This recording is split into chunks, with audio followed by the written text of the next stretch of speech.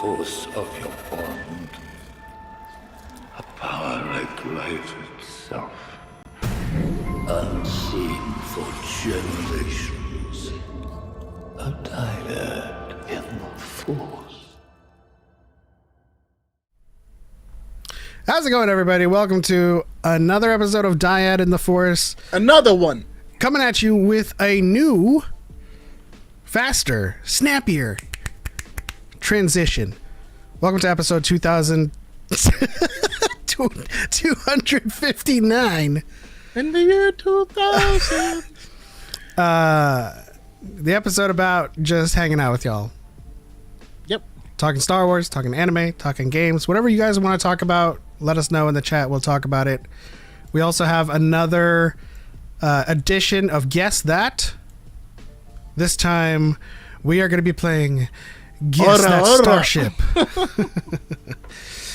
Guess That Starship. Guys, prepare to guess starships, whether they're, front and center or part of a scene.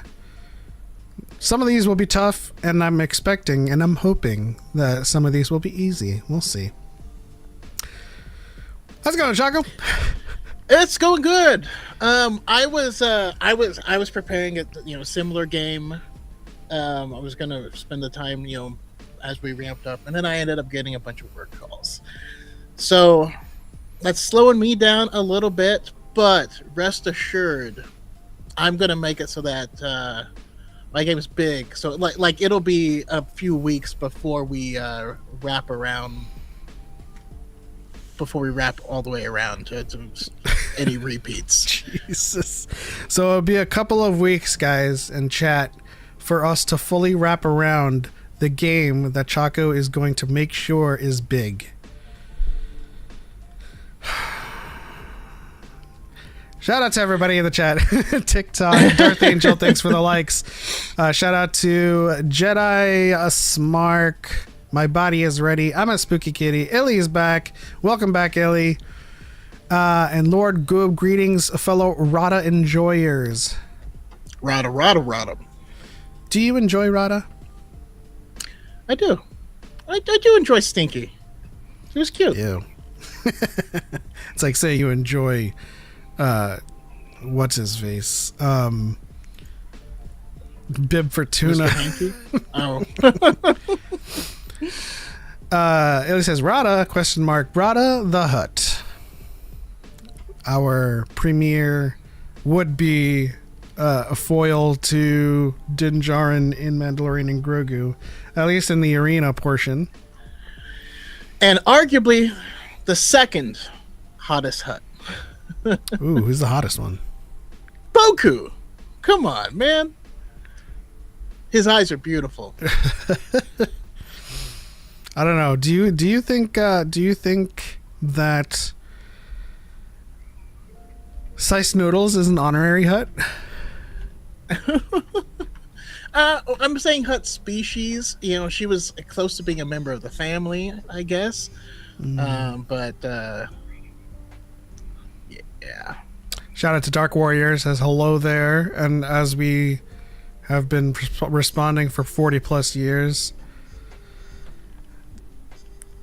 General Kenobi. I feel like it's been a while since we've kind of like gone down that meme. A lot of memes from the prequels I really haven't, you know? Yeah, well, that's one of the interesting things is it's like it almost feels like it's time to start over on Star Wars talk because the entire crowd, at least most of them, is probably new. That's true. That's true. And hasn't been around for stuff. Craig McGuinn says, how can Slice Noodles be a member of the Hutt family when she killed Zero the Hutt? By virtue of contact. Hey, families fight. Do you want me to show Boku? Listen, I said Boku was the hottest Hutt, and I don't know if they all know who Boku is. So, okay. I said he has beautiful eyes. You gotta tell me I'm wrong. He's definitely got that like Hunter assassin eyes. Oh my gosh, I want to use that term from now on. Can we make assassin eyes like a new term for like a brutal and deadly assassination? Like, I have a mission. I have a mission for you. He's been assassinized. Your mission, should you choose to accept it, is to infiltrate this facility and assassinize your target. Not just an assassination? No, go further. Assassinize. So I thought you meant like the look someone gives. It's like if looks could kill, you know, assassin eyes. He hit him with them assassin eyes. That's what I was referring to when I was referring to this beast. Oh, hold on. Right there. Look at his eyes. Those are assassin eyes. But yes, I did turn it into a verb and a state of being, I suppose, an existence. He's been assassinized. Shut up, Malik. Sorry. Malik knows how much he says I miss Riff Tamson. He might be my most hated character in Star Wars. That's like saying I miss Patrick Ewing. It's just like it comes out of nowhere. It's like, oh, okay, yeah, you expect people to be like MJ to go, LeBron, and then like I miss Sean Kemp. Mount Matumbo. Okay. Let's see here. Shout out to Eden Black. Welcome back to the show. Welcome back to the stream. I enjoy watching Star Trek Strange New Worlds, if that counts. Oh, in answer to Illy's beckoning of Trekkies. We are aware, or at least I am aware, that Starfleet Academy has been getting its Star Wars chud treatment as of late. Hey, I want to watch it. If the chuds hate it, I'ma have it. You know what I mean? I want to watch it, and I would watch it if I didn't have to add another freaking sub to my dais in terms of like what I'm paying for. Now I want like cable packages back. Jeez. They've reverse psychologied us. Yeah, it was something I was even thinking about because we've been watching through Supernatural, but I would also watch through like Star Trek with you. There's a lot I haven't seen. Yeah, we can make it. We can alternate, I suppose. Definitely want to finish season 2 now that our One Piece reactions are done. And guys, 1, 2, and 3 are up right now. And I'm going to make sure that the rest of our reactions will be up by this Tuesday, which is Into the Grand Line for the live action. Speaking of Supernatural, I was partly reminded because you asked, hey, didn't you see Veronica Mars? But like, I was thinking about all of the actors that I had never paid attention to until today, as a content creator and as someone who consumes media and follows the industry just like more so than I did back then. So I started rewatching Veronica Mars and just like, it's how I felt about Supernatural on steroids because everyone is in Veronica Mars. It's crazy. Yeah. Such a good show, man. I regret that I wasn't watching it while it was coming out. Yeah. Because I was around. I just saw I mean, I'm gonna be honest. I saw the way she looked, and I assumed it was just some teeny bopper show, and I was like, I'm above that. I mean, it kind of is, a little bit. But they're all teenagers. But it's not. They are teenagers, but it's not like, It's like, I mean, it doesn't age well. It's a either. murder mystery. I'm sure parts of it age pretty poorly, and I mean, just a bit of racism and a bit of well, just to name one thing, Leo on the sheriff's office, he's 20, and Veronica is 17 in that season. Good old Schmidt. And like, everyone else is kind of like thirsting on her when she's 17, and most of those guys are like in their 50s. So yeah, it was a weird time back then. It's a weird time now, but like, I mean, I even remember, Jerry Seinfeld would bring a 17-year-old girl with him to like award shows and stuff. and no one said anything. Like, what? Are you picking her up from school? Like, what the hell? I don't know. anyways, I was part of the group of people who put our money in to help get the Veronica Mars movie financed. Oh. Because there was a movie that came out in like 2014, I want to say, something like that. It was like quite a bit afterwards, but they did a GoFundMe and were like, if we hit $1 million, then we'll make the movie. And then there was the final season, 2019. Yeah, the Kickstarter. Yes, I never saw that season. Well, it was a movie. What's funny is I never saw the movie. So did they cut the movie into a season or something? No. Because they released a movie and then a new season was funded on Hulu. So there's another season. Correct. Yeah. So there was a season after that. Yeah. And then they're making a new season as well, right? I mean,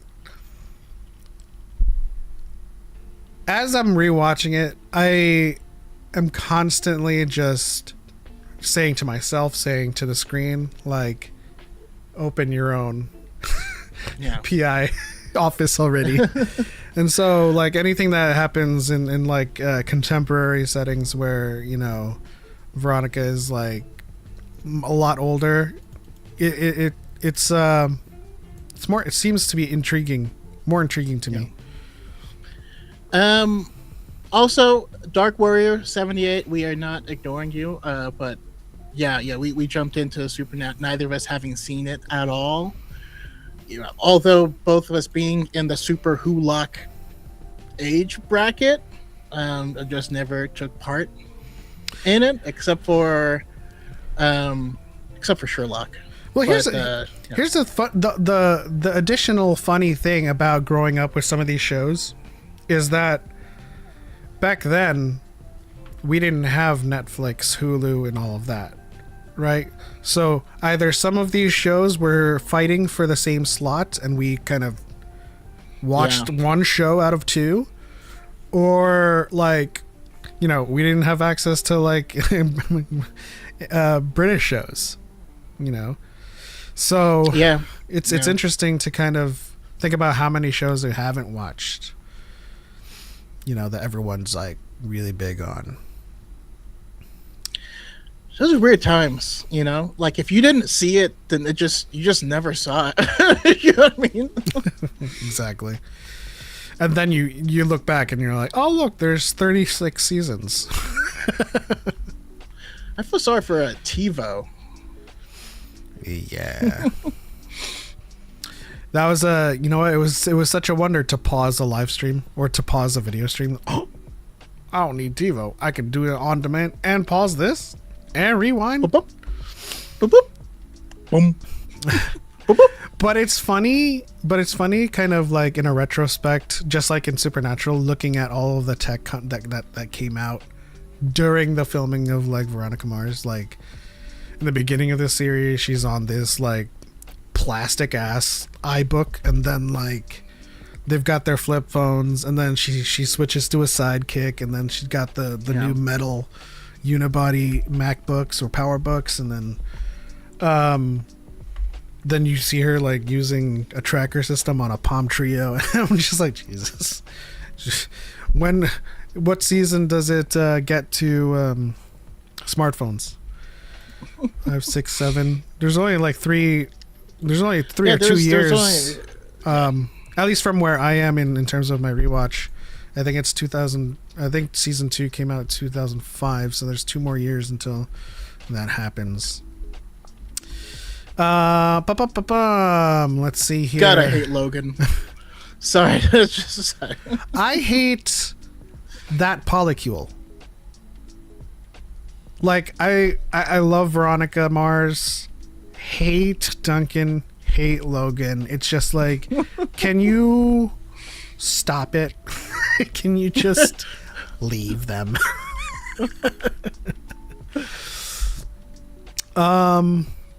Let's see here. Advanced warning, apparently don't watch the final season of Veronica Mars. I have yet to find anyone who likes it. It is universally hated. Well, you know us, Illy. We are not known for falling for, or at least heeding the appeal to majority. I will, you know, because I'm rewatching it, I will have a chance to watch the movie because I haven't seen that, and watch the season that was released on Hulu, and then we'll see how it is. You know, I'm not gonna make any presumptions or judgments based on how others. I imagine because like if you grew up with a show and then you come back and you're watching it as an adult again, things have changed. Yeah, and that's something I wonder also, because like I know I personally have changed so much as a person that I wonder what things I grew up with and loved that I would now hate, and vice versa, you know? Yeah. Dark Warrior, thank you for all the likes. Appreciate you rocking with us. And Darth Angel. Let's see here. Element smartphones weren't really used in mass until 2009 because smartphones only began to come with cellular data plans in 2009. That's true, but it's also not true for TV productions. They will have that stuff, even if it doesn't work functionally. Case in point, the whole private detective network that she logs into, it's just not a thing. Yeah, that's... And so like, yeah, I mean, if a new technology comes out during like a TV production, you know, those companies, as much as they buy commercial slots, they will, you know, they will sponsor the TV show, and you'll have the new phone on that show before it even comes out to you know, the street, before the street date. I always, man, sorry, I just think it's hilarious when when shows back then did like just that really super obvious like product placement. I remember watching what was it, Fringe, and they're like, he's getting away. Well, they won't be able to outrun us in this new Ford blah blah. It has navigational everything. And you're like, it's got missiles. Fantastic show though. Everyone should watch Fringe. Fringe twice. All right, Fringe and then Leverage. It's one of those shows that it's just, you notice things the second watch through. The reason folks hate the final season is because Veronica apparently does a 180 on her personality. Sounds a bit like our Last Jedi problem. I don't know. I haven't seen it. I'm assuming that the final season, like, temporaneously takes place, like, when she's a lot older than in 2004. So I imagine there's some changes personality-wise.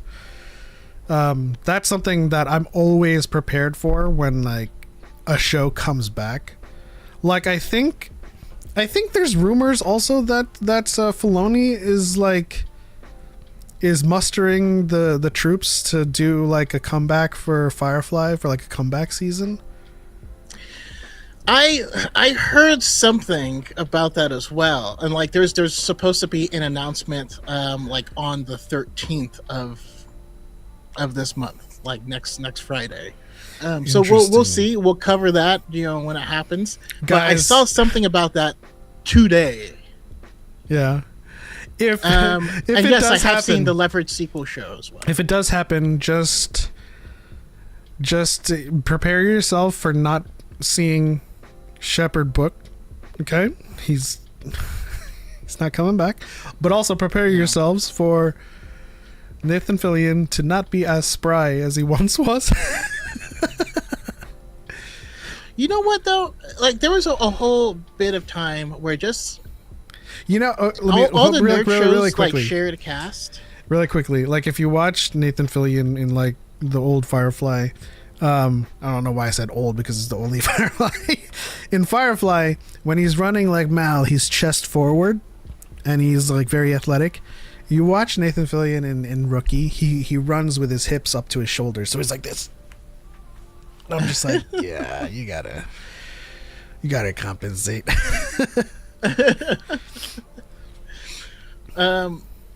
Yeah, like so back then a lot of these shows they would all share the same kind of cast, and I know that's one of the reasons I love a lot of the shows back then. So like when you watch Leverage, you're gonna see what's his name, scuzzy British evil guy who's in Firefly, you know what I mean? You're gonna have Will Wheaton on there. You're gonna have like all the people that still show up on Leverage, and it's just a wonderful show. Even in Fringe, you'll see it. It's Fringe Leverage. A Firefly sequel will never ever meet expectations. The Cheds will slaughter it. It can't. It can't. It's gone woke. Firefly was woke, dude. Come on. They had Chinese curse words. The only legitimate person on their ship was a prostitute or a companion, Yeah, I don't know woman. If they're. Man, there. I still wish I could have seen a lot more of that. Especially when that one guy's like, that guy's not a shepherd.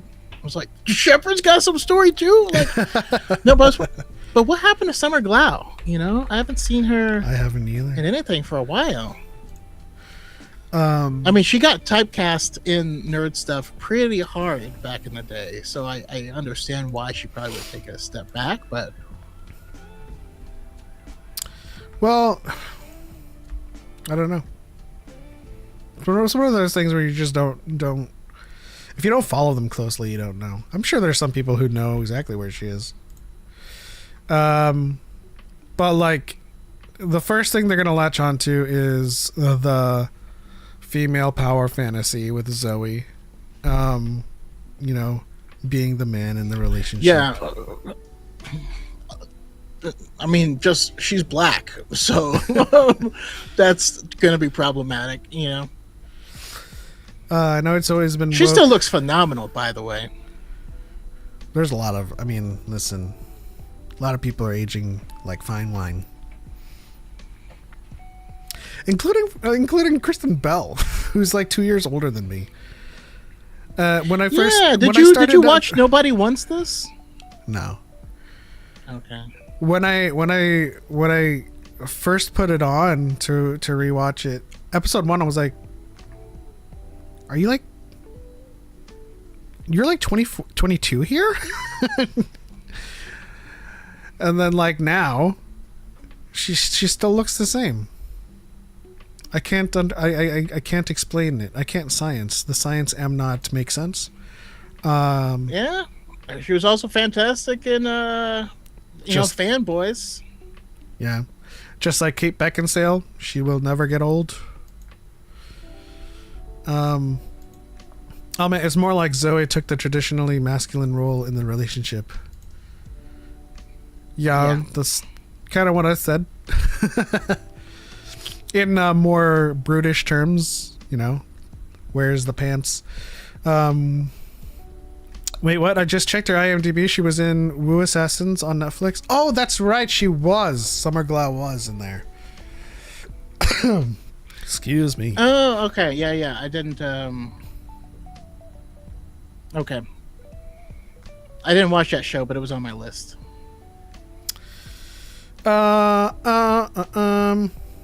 else? Togenunki? No, I mean I finished that like 2 weeks ago. Did you start Jujutsu yet?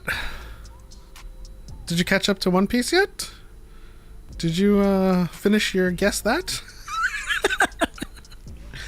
Did you catch up on Where Winds Meet? No, man, no, things have been busy. But you know what? I actually jumped onto randomly was Fate Strange Fake. Yeah, but I watched the ESP. It seems interesting enough.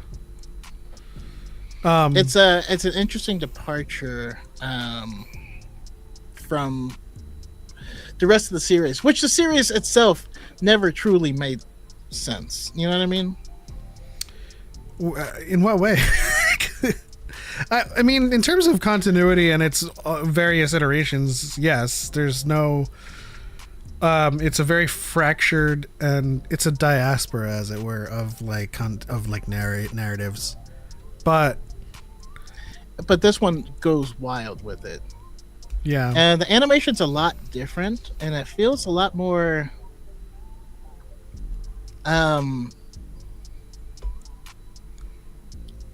Like, it doesn't feel like it's Japanese animated this season. I can see that. It's certainly a unique animation style. Like, it's a style that I more closely associate with Chinese, but it's still, but not even quite that.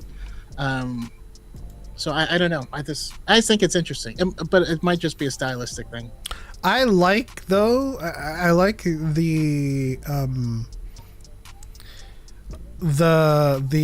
allusion to a more expanded story of Gilgamesh.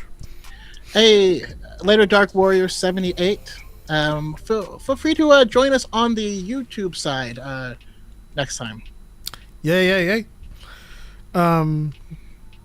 Because the Epic of Gilgamesh is pretty epic. and Kido has never made an appearance in the Fate series, so I'm very interested to know how they adapt that story. So it was really cool. Like the moment they both sensed each other, I was like, oh crap, ain't gonna be easy this time. I'm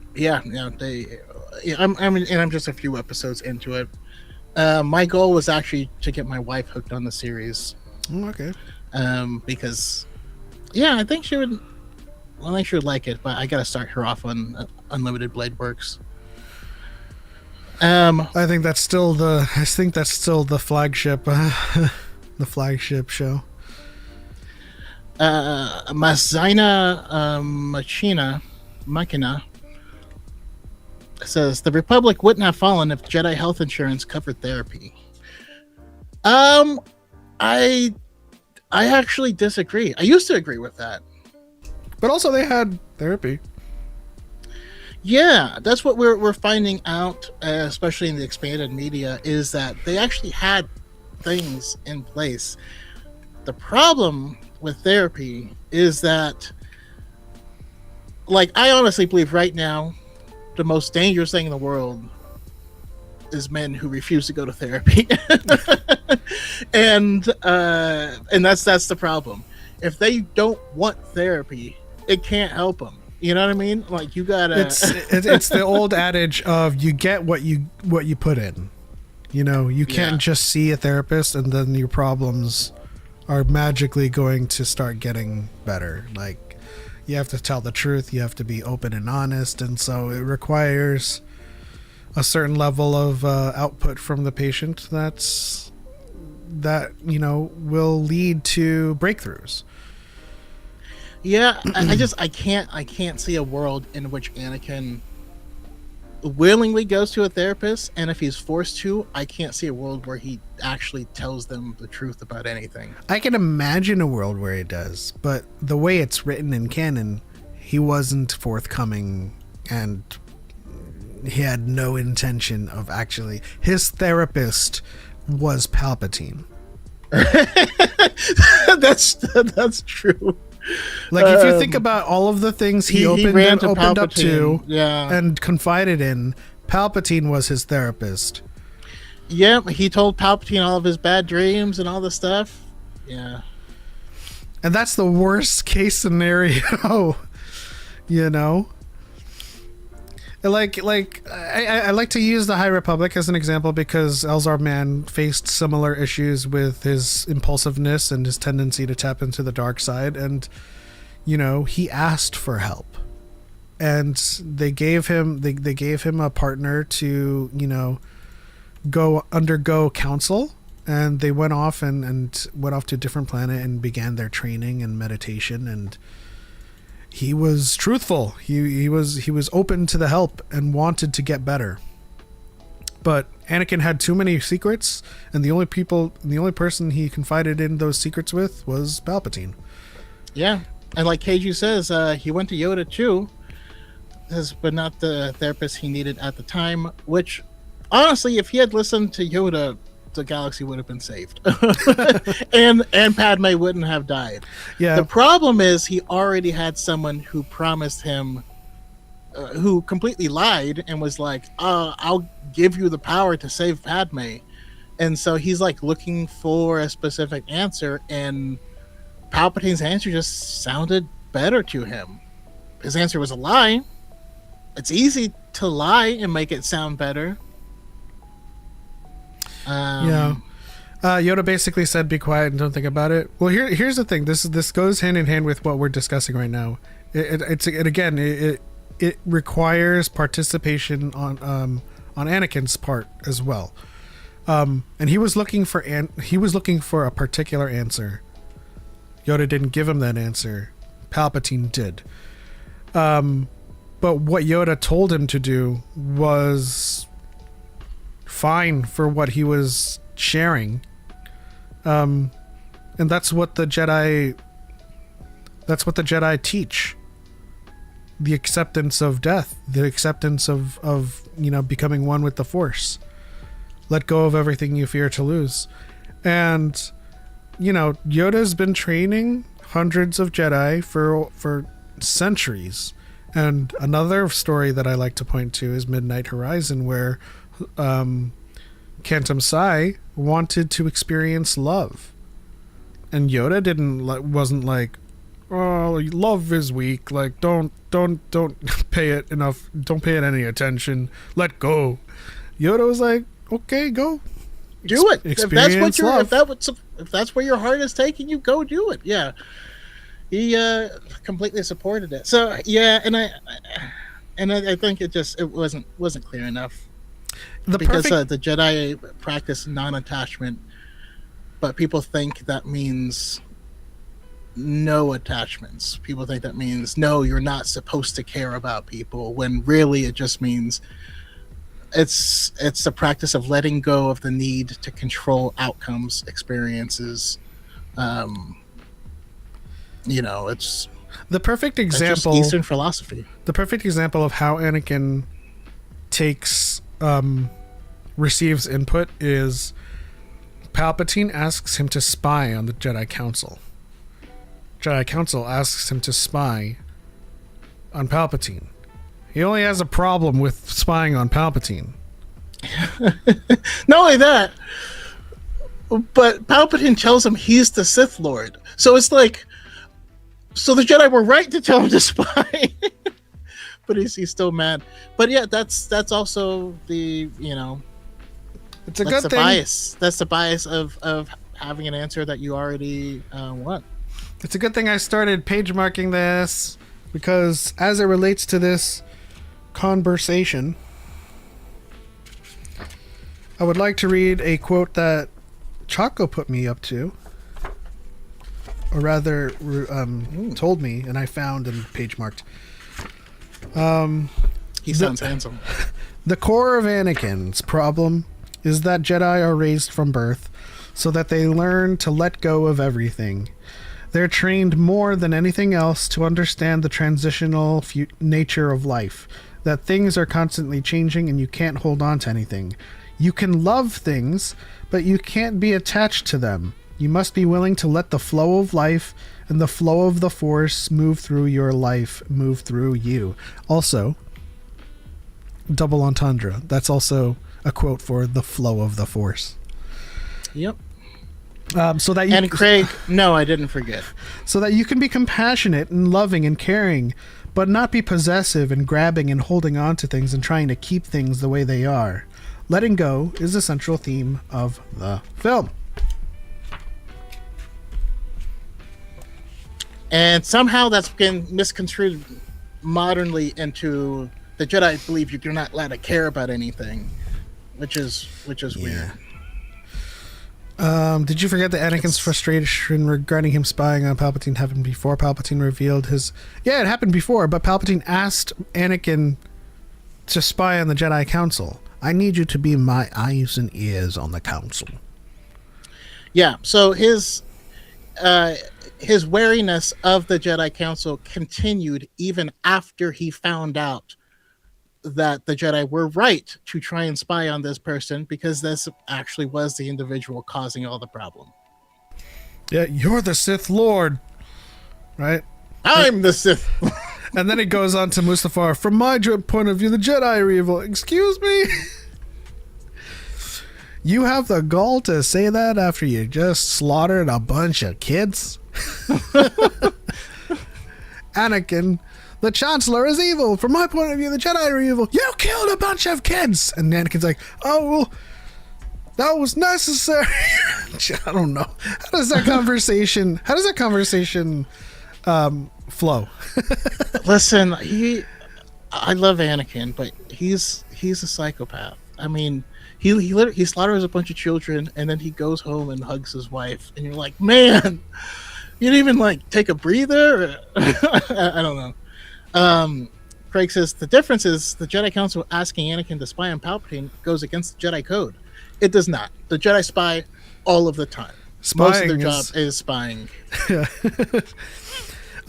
Information gathering, reconnaissance, something that Obi-Wan was doing to the Trade Federation Council on Geonosis. You know, code 6, code 5. To the old folks home? Or code 6? The old folks home, yeah. But even if it were the case, why are you arguing that Anakin cares about the Jedi Code? He killed Dooku and had the gall to be like, you can't kill Palpatine. He must stand trial. What about, if someone checked Anakin at all of his stupidity, I really wonder what Anakin would respond with. You know, he must live. Oh, like Dooku? And Anakin's like, damn it. But, you know, I mean... Quinlan Voss spies on people all the damn time? Yeah. That's like the thing he was best at. Because he didn't seem like a Jedi at all in his behavior. Hey, Connor! How's it going? Connor's here. Anakin's not a psychopath. Psychopaths that actually enjoy the act of killing others. I mean, read the Vader comics. He seems to enjoy it, man. Because of Obi-Wan. He visits Tatooine on a mission, and then he detours just to go slaughter Tuskens, just randomly. He's like, Yeah. he's like, while I'm here. Something that I grabbed from the first season of Veronica Mars for you guys. It's when I'm being too much. I'm being a little bit rambunctious. Veronica, I suffer from too much pep. I needed a pep outlet. You guys ever suffer from too much pep?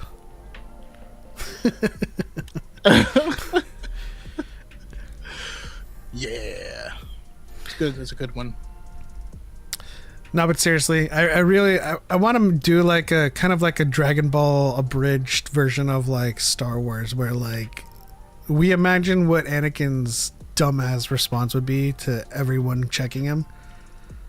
Like, let's say, for example, he comes to Padme on Tatooine, and he's like, "I killed the women and children too," and Padme's like, "What the fuck?" Are we really suggesting that the Tuskens killing Shmi isn't connected to that Vader Comics act? I didn't say it wasn't connected. What I'm saying is, if you go out of your way to slaughter random people 40 years later because they look similar to someone, that's means you're not okay. You know what I mean? Like, if you, I mean, honestly, that kind of proves my point more than anything. If you look at like the psychology behind like psychopathic killers, there's usually a trigger that they're like recreating or doing something with. You know what I mean? I see that Christy joined. I don't know if she's still here. Christy, what are you doing? How's it going? It's been a minute. I was actually just thinking about you.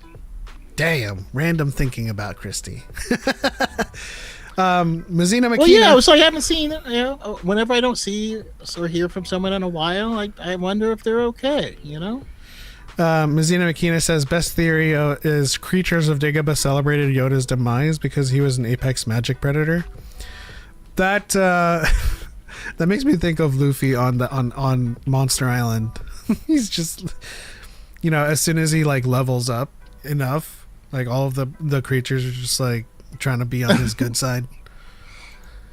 Like, I imagine the dragon snake at one point like tried to eat Yoda, and then like after the encounter, every time he sees Yoda, he's like, "Oh crap." I mean, but you're right. I mean, I'm sure he greatly affected that ecosystem, and they felt his presence. You know, I just wonder.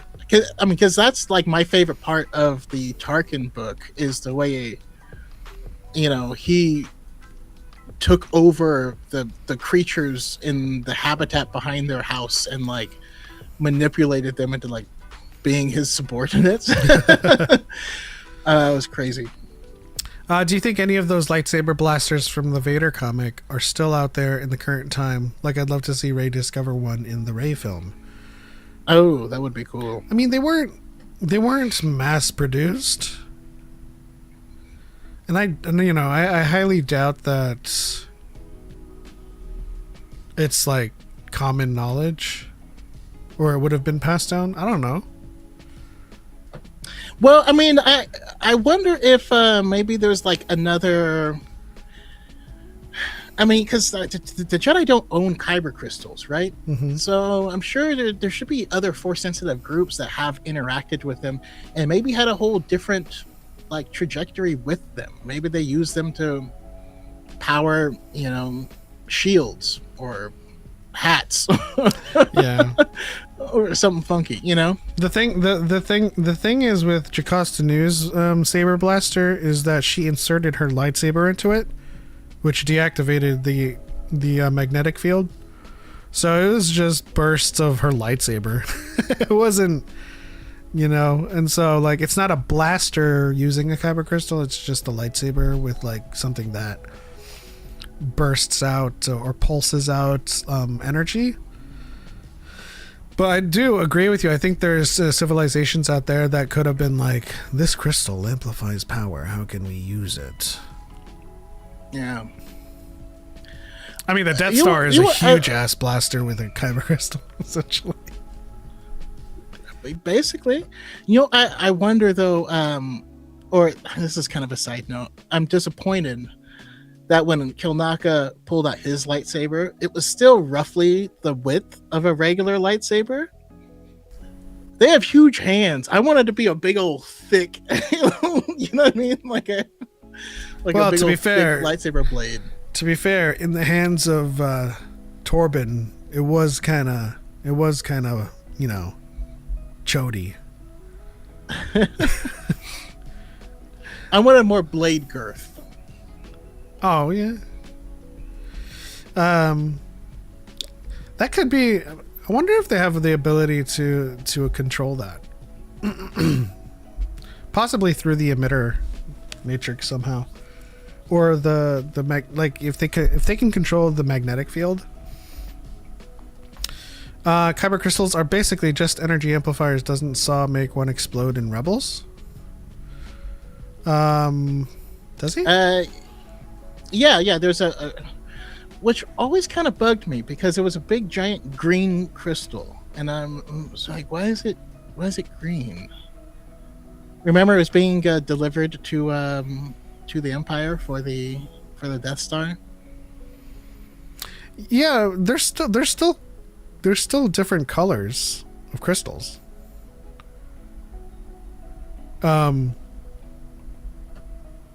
Maybe because just like how Luke in Shadow of the Sith found crystals that were red, I think. Yeah, like the shards that were like leading him. It could be a already colored or bled or attuned crystal. And then it was kind of like scrapped. Found in the field. I'm sure Kilnaka's saber had maximum standard length. I just would you guys rather a Star Wars film 5,000 years in the past or in the future? In the past. I'd like to see a more immediate future. Yes, that's true. I mean, 5,000 years in the past is the Old Republic. I'm still curious. I'm curious how much of George Lucas's intentions will end up in the whole Dawn of the Jedi thing. You know what I mean? Because, like, when you read, the Big Red Book, George Lucas straight up says there was no Jedi Sith war. That didn't happen. He says the Sith just ran the galaxy for a long time, and then because they were, so cruel and power hungry, they whittled themselves down. And so, like what is, which by the way, that's what George said.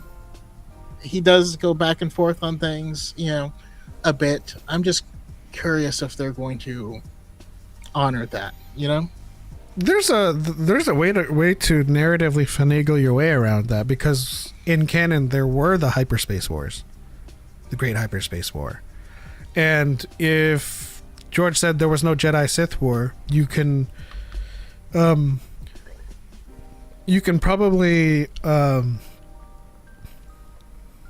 assume that there was a great war in the past that involved the Jedi and Sith on their respective sides. But it wasn't just like only a Jedi and Sith war.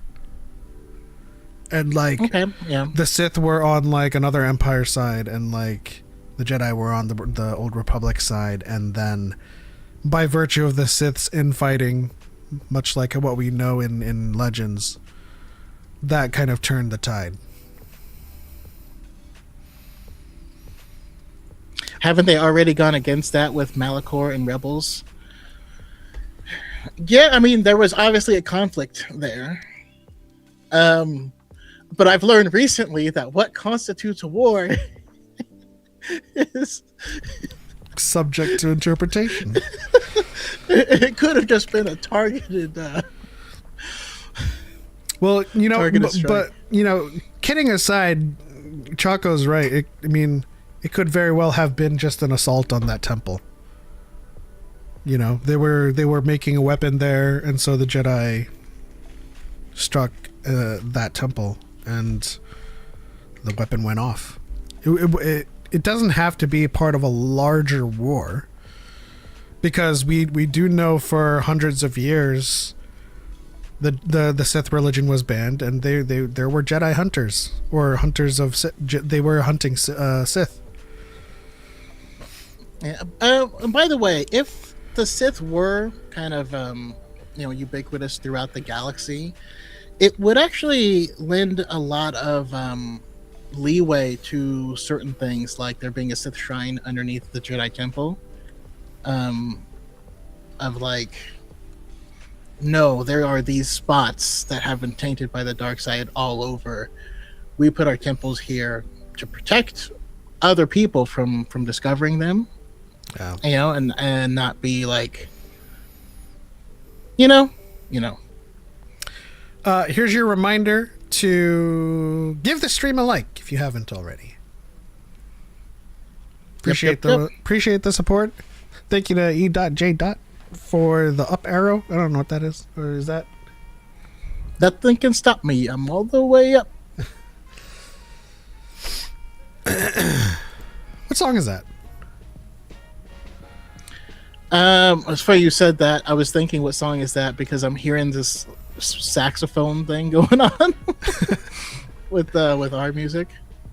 I don't know what the name of that song is. I feel like I've heard that before in a K-pop song. I mean, they may have sampled it. It's definitely not a K-pop song. Because in the grand scheme of things, the Skywalker saga would just be something minor in the terms of 5,000 years. It's a minor blip in the grand scheme of the entire galaxy's history.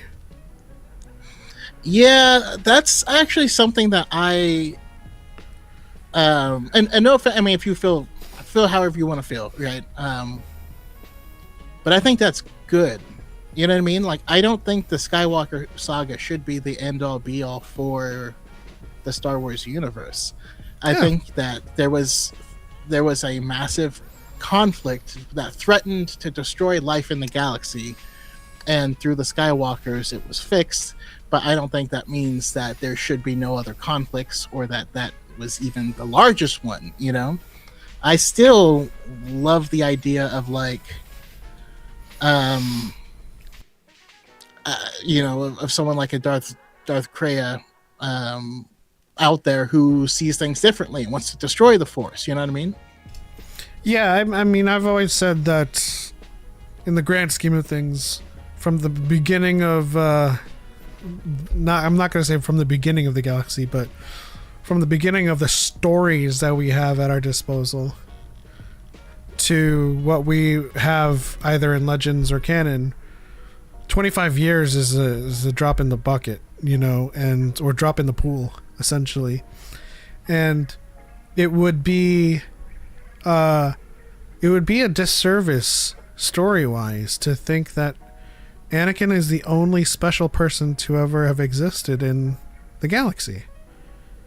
Like, when I think of like a canon version of like a Revan or something, like, if we imagine the Mandalorian Jedi War, was it just filled with extras? I don't know. Like, there had to have been like a mover You know, movers and Yeah, well, shakers.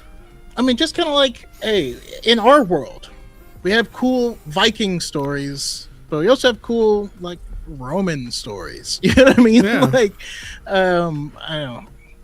Oh, I mean, yeah, but just using the Viking poems as an example, there's a whole bunch of things, a whole bunch of stories. It's not just all about Ragnar, you know.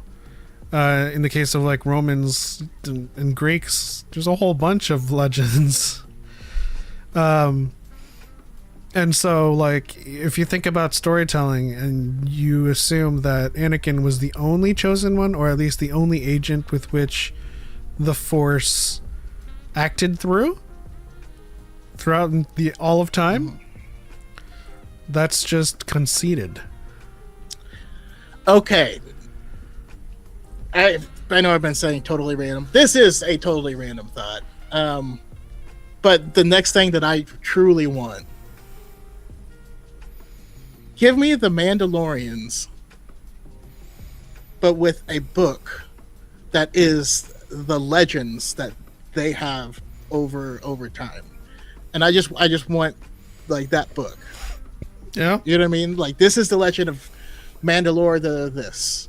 And this is the story of this conflict. You know what I mean? And like, just have isolated Mandalorian stories. That would be so badass. Over different periods of their history, you can have periods of time before they had blasters, you know, when they were running around like maybe they were just like Vikings, you know, at one point in time. And how did they develop this technology? And you know? What's up, Jerry? I also think that we are primed as a society now to get either a show or a movie called Mandalorians, because with the release of The Mandalorian and Grogu, that term is going to become a household name along with Baby Yoda. And so if we get a show or a movie called Mandalorians and it's a history of Mandalore, that's money to me. Yeah. You know, I mean, I'm sure they have a bunch of myths that involve the mythosaur. You know what I mean? Like, yeah, we were talking about this a couple of weeks ago about at least the idea of, or the notion that Mandalorians used to operate with the Force, and there was a certain faction, and this was because like you needed to tame the mythosaur, and then there was a certain faction that wanted to leave that behind and concentrate on warrior culture, and they were at odds with each other, and that's how like the technology developed. It certainly worked in their favor in terms of being like countermeasures to Jedi, but I feel like there have been lots of civil conflict within the culture itself. Jay Remnant says, first time catching you guys live. Well, welcome to the show. Appreciate you rocking with us. I mean, it would be, like, I see the Mandalorians culture as honestly like the perfect mixture of Jedi culture and Sith culture, just without the Force. You know what I mean? Yeah. I'd love to see some of the scripts from the canceled games retooled and made into miniseries. I think a lot of them were a lot less far along in terms of story than we think. Isaac asks, who was stronger, Maul or Savage Press? Maul. Stronger how? I'm just going to answer. Because Savage can bench press more, for sure. Maul can leg press more. Maul could force bench press more. Yes. Stronger in the Force, definitely Maul. Maul would whip his brother. Let's see here. Forgive me if I word this badly. Is it possible that the Force could be used differently 5,000 years into the future? yeah, I mean, things change, you know. I don't think they like fundamentally change. I think people's applications of using the Force would vary, especially when it comes to like the availability of resources and knowledge, for sure.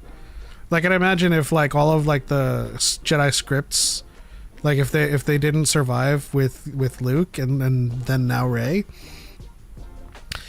you know, there's some room there for a little bit of innovation, a little bit of tweaking. But essentially, it's still instinctual. When it comes down to it, you see a baby in Clone Wars using telekinesis, and you're just like, well, as a fundamental concept, there's not a lot of ways you can innovate on telekinesis. Unless you get down to, like, the molecular midichlorian level. Well, yeah. I mean, like, the Force is just like anything else. You know what I mean? Like, I could shove something physically, but it takes more coordination and ability to make small articulations, you know? Yeah. Amy Hennig's studio is doing a new Star Wars game anyway, so she's probably gonna reuse her Project Ragtag script. Interesting. A Bad Batch? Bad Batch game? You know. Yeah, so I actually have a friend who actually worked at the studio while they were making Star Wars 1313, and so he's got had a bunch of background information. I've forgotten a lot of it, but I should reach out to him. He also makes hot sauce, and I like his hot sauce, so I should get some as well. That's massive nerd. That's such a like esoteric trivia about someone. Listen, it's a very Cove thing to do. The Force certainly is instinctual. Would you say that the practice of Jediism is? No. No. I mean, I think if you grow up hearing stories of the Jedi, you're not.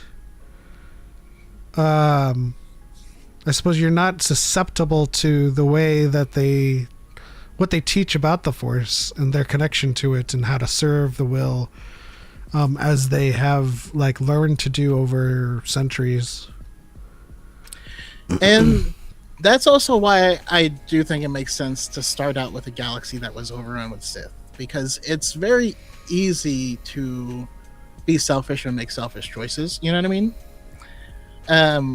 But like, for people, I mean, Jediism would spontaneously happen if they were like a Tibetan monk and they got the Force, you know what I mean? Or you know, like in Avatar, the Airbenders already follow that same type of mindset. Or in Star Wars, Wookiees naturally do that. They live in equilibrium with their environment and with their community. And so when they grow up on Kashyyyk, they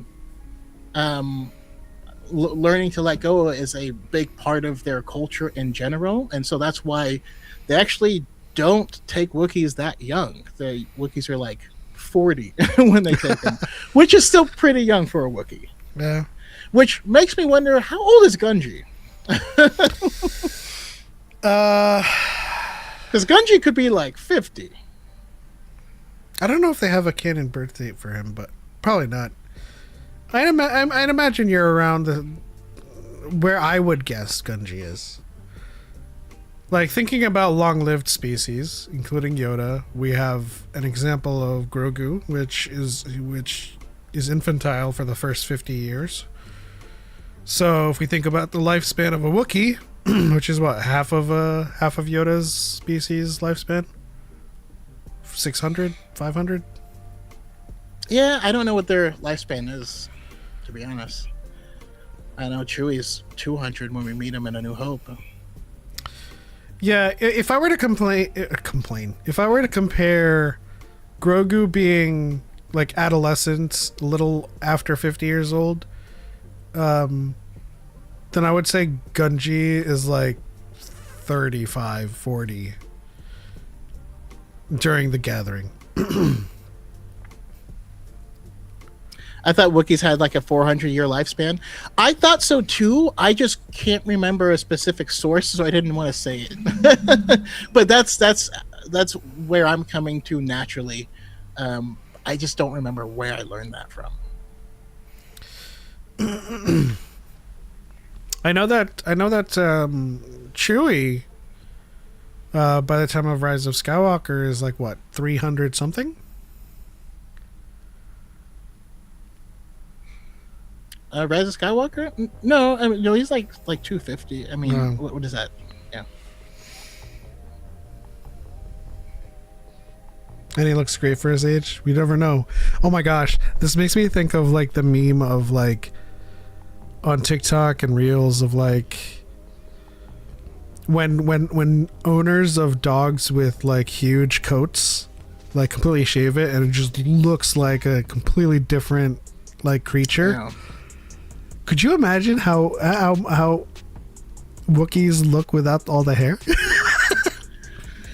Don't remind me. I remember a very specific picture that someone made, and it looks so gross because the skin is all wrinkly and he looks like a ball sack. It's weird. I don't like it. Yeah. It's gross. But like even my dog, will be like, Suki's starting to gain some weight, and then we like shave her. We're like, no, not at all. Have you guys seen a hairless bear will give you nightmares? Yes, I have, and that's like essentially what I'm talking about. Do you think if Vader didn't have his armor, is there a Jedi strong enough to beat him? So in the big red book, it says that Vader would have been twice as powerful as Palpatine, and in the armor, he kept his.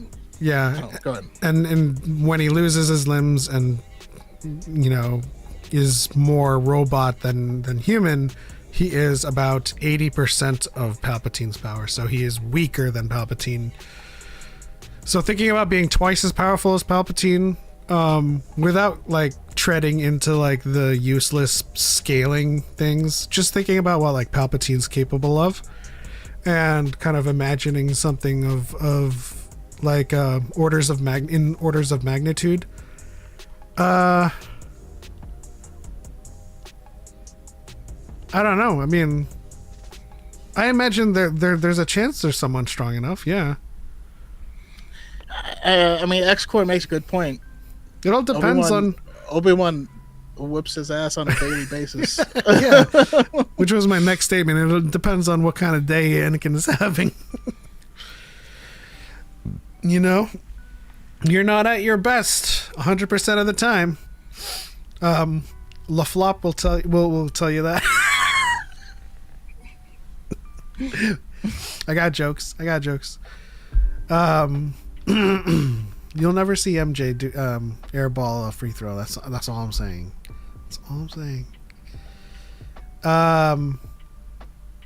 But yeah, you're never 100% all the time. Like, I'd imagine Elzar Mann is close, and especially if Elzar taps into the dark side. Well, I mean, additionally, we still have people who listen. I take flack for it, and it's why people think I don't like Anakin, which I do. But I still maintain most of the Jedi were killed in Order 66 that could have fought him. So, like, he's the most powerful, but I also think it's kind of a default type situation where the only people who didn't get killed in, like, the opening salvos were the librarians. You know what I mean? Like the people who didn't fight were the ones who survived, with the exception of Kira Kanfila, who is the battle master, retired battle master, who beat him. Yeah. No, see, this is another thing. We look at the people who have survived. They didn't run into Anakin. Like Kelleran Beck was there, and he didn't run into Anakin. And all of the other masters on the council were dead. So yeah, there was not a lot of competition. Relatively speaking, Anakin was, his potential was twice of that of Palpatine, but this is why I have trouble framing a reference around Prime Anakin or full potential Anakin, because having the potential to be twice as powerful as someone does not mean axiomatically that you would reach that potential. Do you know what I mean? I have the potential to have an 8-pack abs and ripped, but I'm going to have to do the work to get there. And currently, I don't do that work. And so, like, imagining a full potential Anakin that's twice as powerful as Sidious assumes that he's going to put in the work to reach that level. Additionally, for Anakin, you have to, in order to access your full power, you have to be emotionally stable. Like, that's a big part of the Force. And if he was emotionally stable, then he wouldn't be Anakin. Like, I think of it as like, I used to drive, I used to be a big car guy, right? You can have 600 horsepower, but if you are on Prius tires, you ain't going nowhere. You know what I mean? Like, you can't use that power. And if you're that's kind of how I see Anakin. And if your airflow is restricted in any way, you're getting less and less of that power. If your gasoline is lower quality, you're getting less and less of that power. I mean, just at a surface level, you're only getting 30% of the power of gas in general. That's how inefficient the combustion engine is. And so you think about potential and like, what would you have to do to reach your absolute full potential?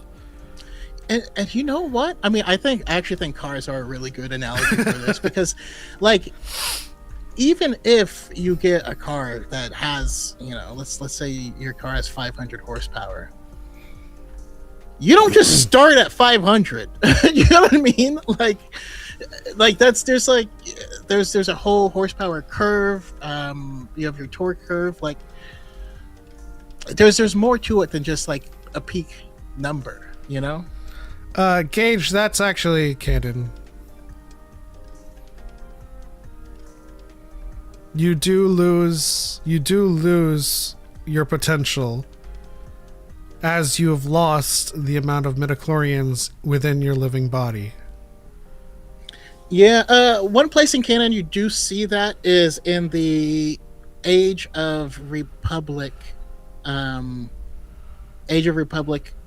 villains comic, specifically the one about Grievous. And the Force literally makes fun of him because in his quest to become more powerful, he's removed everything he can do to access the Force. It's interesting. It's not only a visual dictionary for 3. There's a lot of canon sources. Actually, I should probably. I don't have that page marked. The internal combustion engine is inefficient, but gasoline has insane energy density. It does, but like I said, because you're going through the combustion engine, you're only getting 30% of that energy. Which is why I'm a huge proponent for electric cars, because you get 90% of the energy. I thought you were going to say rotary for a second. Rotary is an efficient design in theory. No, I think in actuality, it. I think in general, straight 6 is the most efficient in terms of power to weight distribution. I mean, as someone who used to own a SVX, I'm a proponent for flat engines, personally. Isn't a straight 6 a flat? Straight 6s are inline. No, there's just a difference between straight 6 and an inline 6. Straight sixes are not flat.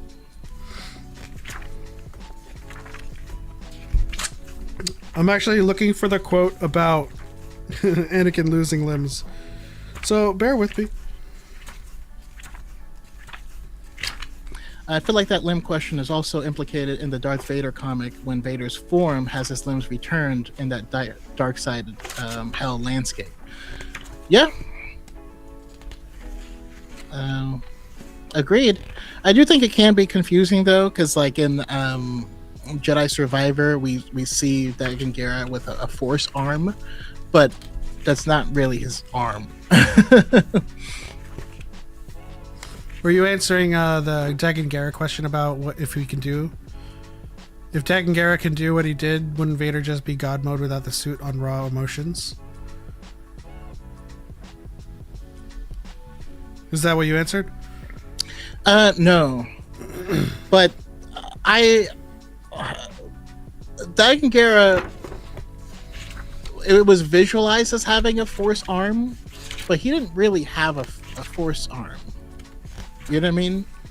Like, you couldn't slice that arm with a lightsaber and have it fall, right? The lightsaber would still just be floating there. But I feel like that would be a very inefficient way for Vader to try and do any fighting, because all of his focus would be on just not falling down. All of his focus would be internal and not external.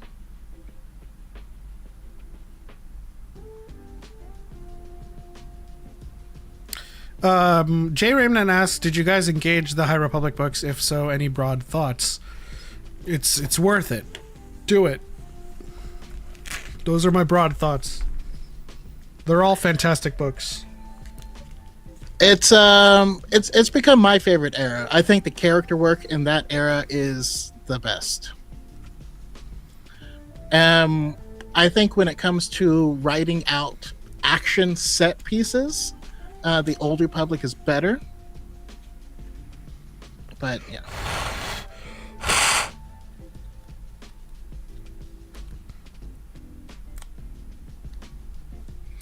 X-Core says that the best way. There's a ton of good content in the High Republic, but it's a ton of content.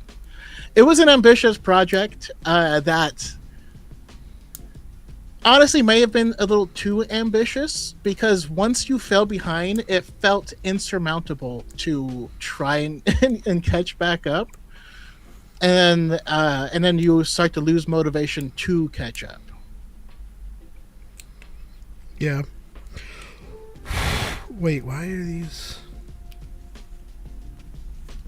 But X-Core, what do you drive?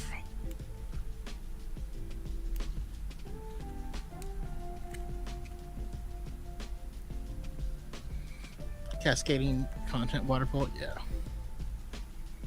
EU Legends never made me cry. High Republic has several times. That's true.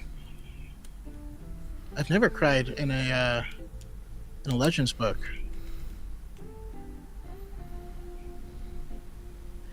Interesting, but I feel like the most writers for the expanded universe were not. Again, they didn't. They weren't capable of the same level of character work. You know what I mean? It was more about the big action set pieces that you were excited about reading, and you cared about the characters. Don't get me wrong, but they didn't. I don't know. They weren't as complex, and their relationships weren't as complex. You have a 22 Legacy Limited, no turbo. Okay. All right, I found the quote. Sorry.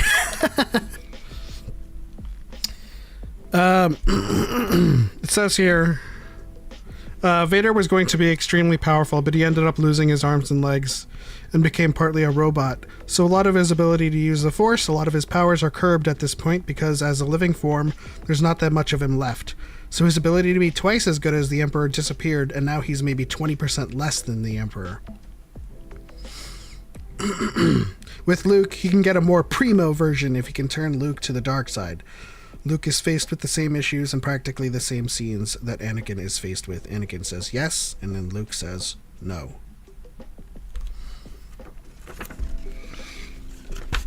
Legends is great, but it does seem to prioritize aura farming overall sometimes. Yeah. Legends is like watching solo leveling, you know? You're enjoying it, it's hype, you know? You're not going to cry watching it, though. I do love having page markers on these books now. I'm a late bloomer when it comes to those kinds of ways. I just wrote it down in my Bible.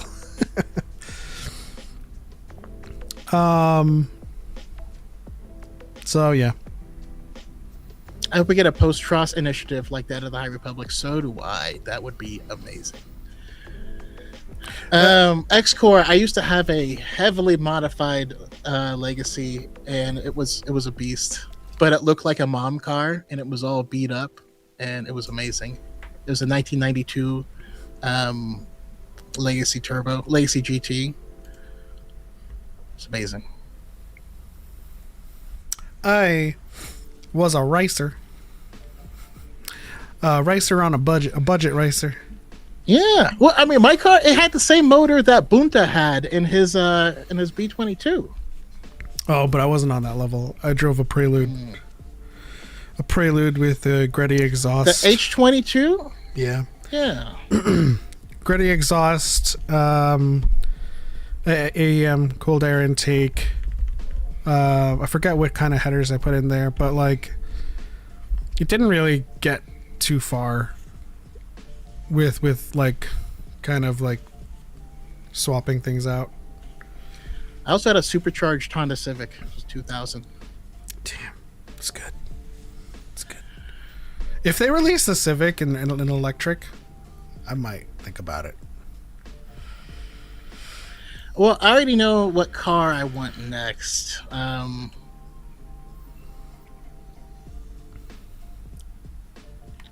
want the new Toyota Corolla. You want a GR86? No. They dropped a new Corolla that is it's all-wheel drive and like beastly. Like it's a I would probably go with the hot hatch version of it. Is it called the Corolla Sasageo? Sasageo. It's I can't remember the letters. It's a very specific one. You're not making the jump to electric, huh?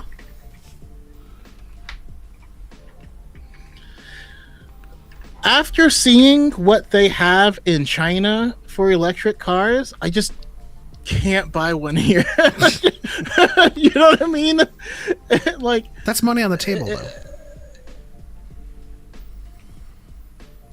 Like, by the time we get something as well, that's assuming we get something like it, but by the time we catch up to China's EV capabilities, I'd say I'm in the market for another car. X-Core says electric makes sense in California, not here, not really. How so? I know I have friends that have electric cars out in rural parts of the state.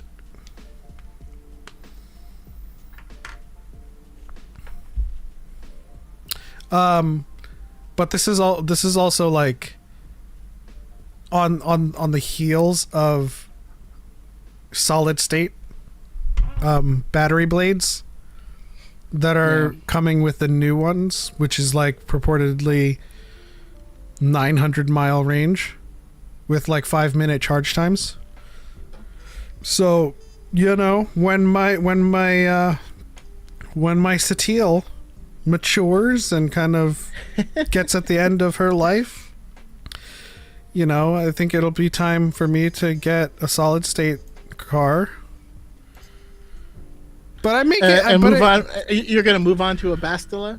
Yeah, I mean, I make it work. Like, my current car has 260 miles of range. I can go anywhere in LA County to work and be fine.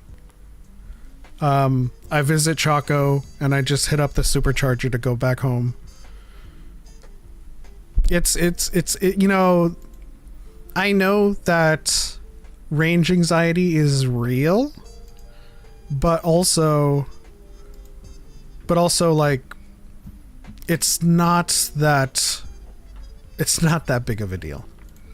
Yeah, and for me, it's not range anxiety. I just really like the Toyota Corolla GR. I saw it and I was like, ooh, I like that. I want that. Are you showing this to me? You want to show everybody else? I was mostly just showing it to you. I'm gonna show everyone else. I just couldn't remember the I just couldn't remember the letters. He won't. That car. I mean, dang, it's like all. Hold on. But as a person in general, I just Can I just say, listen. that intercooler engine grill looks like a refrigerator, like the back of a refrigerator. That's cool. No, I listen. I don't care about, like, I've had luxury cars. I had my BMW, and I had all this stuff. I don't care. I just want to have fun when I drive and be able to do my thing. You know what I mean? It's either I just want to get from point A to. I'm just too utilitarian as a person, is what it is. Drives my wife crazy because she's like, I don't know what to get you for a gift, and I was like, don't get me anything. No. No, but you have to get a gift. I'm like, I don't want anything. I have all the stuff I want. You know? Yeah, it is. What am I gonna get? I don't know. I want Crimson Desert when it comes out later this month. I think ever since I was like 28, anytime somebody asked me for like a birthday, like, what do you want for your birthday? I'm like, I don't know. Give me chopsticks. I don't care. Like, like realistically, whatever I want and need and can reasonably afford, I get it myself. Right? I don't wait for gifts, and I will never ask anyone to go to spend an arm and a leg to get me a gift. So I definitely relate on that front. Day to day, it doesn't matter, but I won't buy a car I can't easily road trip on. That makes sense. And for me, whenever I proselytize about electric cars, like, you know, like instant power from the pedal, convenience, because you never have to go to the gas station ever again. Maintenance is HVAC tubes and belts. Damn. And Hey, Joseph Productions. and like when I look at the electric bill, I look at the wattage that I've used to charge my car, and it's costed me $120 for the month. I compare that to how much gas I would have used, and how filling up my Honda, not my Honda, yeah, my Prelude went upwards of like $60 every time. So it's all like logistics whenever I proselytize about EVs, but like if it doesn't make sense for your lifestyle, you know, that's like the end of the conversation. Yeah. Currently watching Rebels right now. Damn, I love this show. Awesome. Can I ask, is this your first time through Rebels, or are you just a rewatcher? Costs you $80 a month in gas. I DoorDash. I drive at least 40 miles a day. So honestly, it cost me like $20 a month when I had a remote job. I never drove. Yeah, my current car, I bought it brand new in 2018, and I have like 22,000 miles on it now. Like it's nothing. So I don't worry about it. Although gas is gonna get a lot more expensive real soon. And then also, like, when I drive to Choco's, I only hit up the supercharger because I don't want to have range anxiety. I just take care of that on the front end, and it cost me like $6-7 to fill up my battery. So, hey, first time through. I know most spoilers. I'd avoided it for years and figured I'd give it a watch now, and I love it. so glad. I love that for you. I've spent so much time trying to convince people, and they're like, "No, but the lightsabers are too skinny." And I'm like, "But the story and the characters, like, you know." It's Anyways, almost that it's almost makes me as if like you used to not want to watch Clone Wars because of the animation style. And having seen it, I was wrong.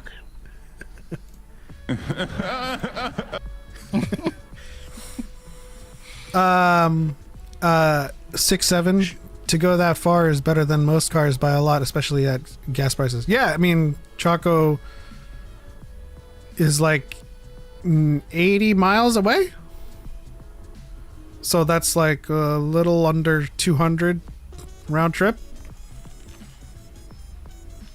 I'd say $6 is a fair, you know.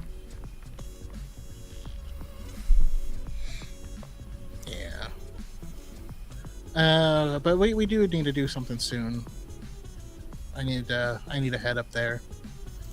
So what you told me about, you know, your returns now, have you been largely kind of like in a probationary period where you're not seeing much of it, or is it just now reaching the point? Oh, it's no. So, without revealing too much about what I do for work, it's mostly commission.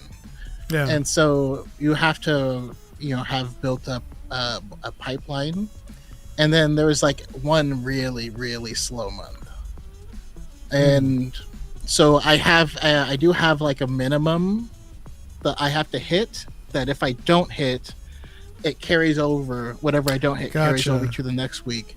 So like the payout threshold. And I happen to start at the slowest time of the year, which I thought was good because it meant I'd have more time to train. But it turned out to be bad because it meant I went 1 month without any sales, which put me in the hole a whole month. Yeah. And I had to climb out of that. I remember that when I sold vacuums. And I remember when I first started YouTube, like the threshold, the payout threshold is $100. And so like when you're starting out small and you just hit that enable monetization, you watching yourself make like $16 in a month. I'm like, yeah, you're not going to pay me. You got to wait until I make over 100. Y'all regularly stream? If so, what are the days? Thank you, Illy, for answering. Yeah, we stream on Fridays at 5 p.m. Pacific every single week. And if you subscribe, you'll see our community posts if we ever have to cancel a show.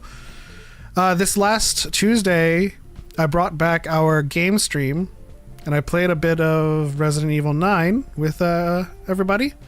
And that was fun. Because How was it? No, it was fun. It was a lot of fun.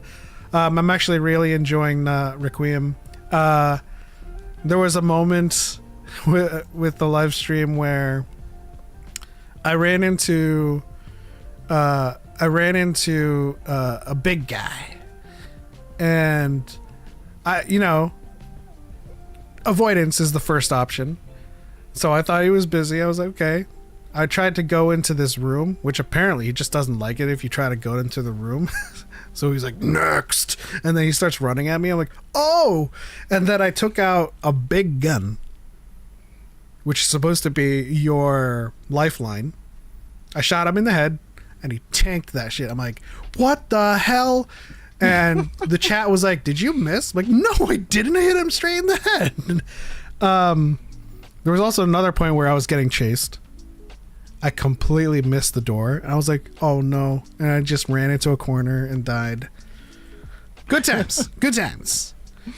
I'm trying to figure out when the next time I'm going to stream it. Probably Probably Tuesday. But which brings me to Yoda's Hut featuring Darth Choco's first Resident Evil game. We can block out like a 2-hour session of Yoda's Hut on a Tuesday.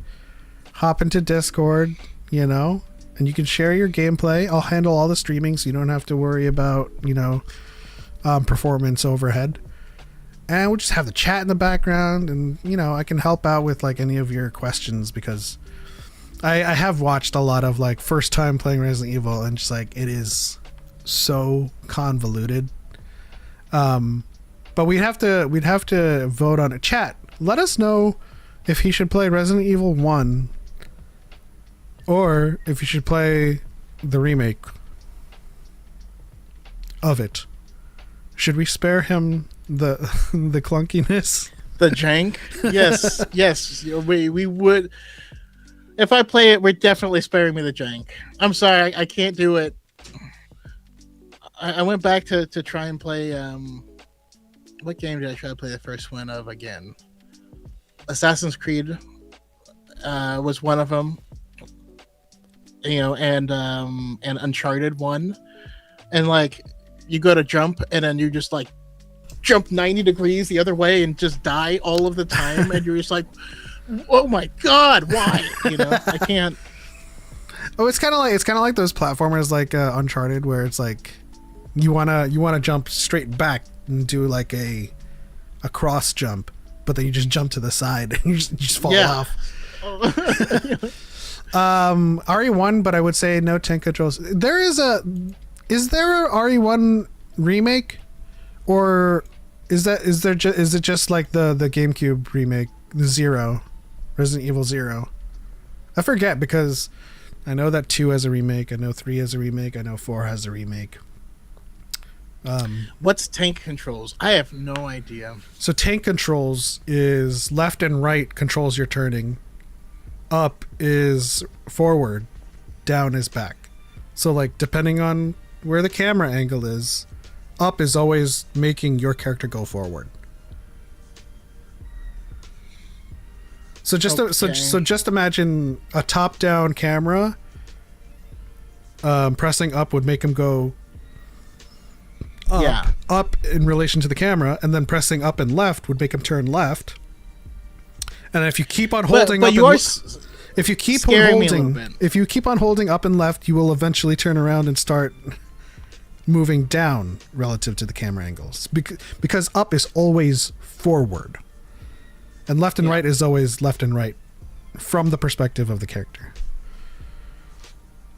Tank controls also meant you had to aim if you wanted to turn well. I mean, it's also part of like the terror back then of playing, because you always like finagling with like, but you had auto aim then as well. Okay, I just gotta say, as long as the camera is somewhat isometric, they're fixed camera angles. Okay, good.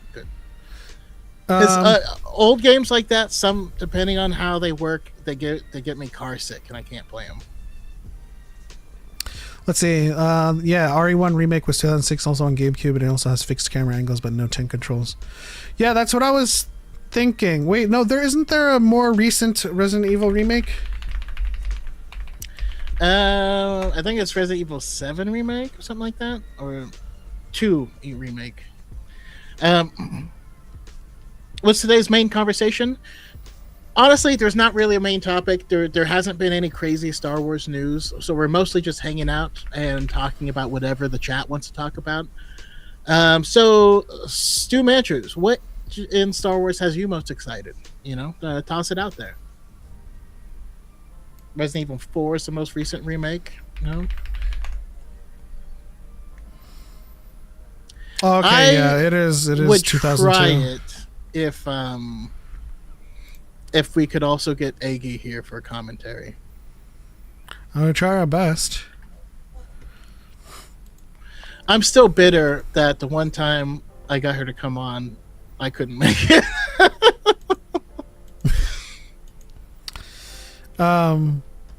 Either that, or we can start with Resident Evil 2 remake, because I just read that there is a current Resident Evil 1 remake in the works for 2026.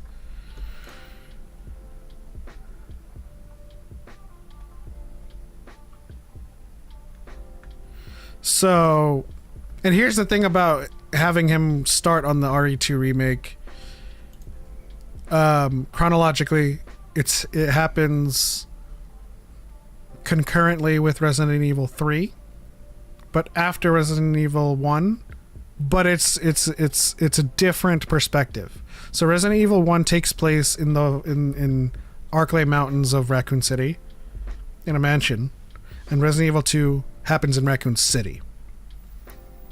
So it's not necessarily like a direct sequel. Rather, it's another perspective during what's happening during Resident Evil. And then it kind of just like joins. Okay. But is it one of those things where like the story is like, don't worry about it? Knowing you're gonna worry about it. Okay. You can jump into it because it is. Because there are Leon some and games. Like I was playing, one of the Metal Gear games, Metal Gear 5, and then like there was a weird, like, ghost boy floating in a mask, lighting things on fire, and I was like, oh, all right. This just got real Japanese real quick. Yeah. So the thing is, if you start on Resident Evil 2, it is simply just the story of Leon and Claire's experience when the outbreak happens in Raccoon City. And Resident Evil 1 is Chris and Jill investigating the murders in the mountains, which leads them to, their findings. So it is not, from a story perspective, like dependent on each other to understand. Like you can experience Leon and Claire's story and be like, oh shit, this is what happened in this city. Okay. Stu, I explained it while you were in the middle of the Switch, but there's not a real main topic. It's just us hanging out with you guys. There hasn't been any really big Star Wars news this week, at least not that I've seen. So if there's anything that you're specifically into or you want to talk about, let us know. Oh, I also saw that he was ready to build a PC. All right, nice. Stu Mocker. I'm like reading that as like Joel Schumacher. Stu Mocker, send us a budget, and we'll put together a parts list, and then, next time you're in stream, we can link it. I also forgot to check my DMs if you ever DM me. I'm so bad at social media. I feel like it's a big deal to miss the intro to Wesker and intro to Chris and Jill. It's important to the franchise, but yeah, 2 is isolated. So that's what I was alluding to, right? Is because like Resident Evil 1 kind of sets the stage as to kind of like the larger narrative. But RE2, just like you said, is an isolated story of their experience of it, and there will be mentions of Chris and Jill that, if you didn't play 1, you're like, oh, who are they? But yeah, I mean, like I said, if there is a RE1 remake in the works, then that's something that Choco can always go back to. RE4 is pretty much the same. RE3 is broad strokes, and 2 is somewhere in between these two, I feel. Yeah. $800 budget. I can stretch a little bit more if need be. Okay, no, I'll when we'll put together a parts list and see what we can finagle with 800. It is kind of low relative to RAM prices right now because of AI. But we can make it work. The main thing the main thing is that, you know, your base pillar your pillar components are capable, right? And we can hook you up with like the minimum amount of RAM, and then you can expand that later. But your GPU, your CPU, we can squeeze that in with that budget.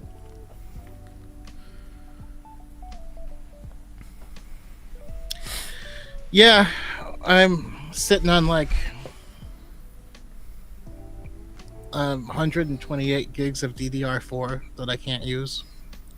Right I have 64 DDR4. Damn. I think DDR4 is more readily available than 5. I mean, I've even seen people are using laptop RAM and like soldering it to fins that they can stick in. Like, yeah, no, it's just getting crazy out there. Zero needs a damn remake. It's one of my least favorites. I think Code Veronica needs a remake. I think Code Veronica should have been the likeliest next remake because Resident Evil 1 had a remake in 2002, but like I would love to see Resident Evil 1 with like RE2 remake like sensibilities. RE2 remake was just brilliant. Take that DR4 and build a server with NAS. You know what? I might do that. That's actually not a bad idea. Pac O'Brien says, what did you enjoy more, Tales of the Jedi, Tales of the Empire, or Tales of the Underworld? Tales of the Jedi? Tales of the Jedi was the best. Yeah,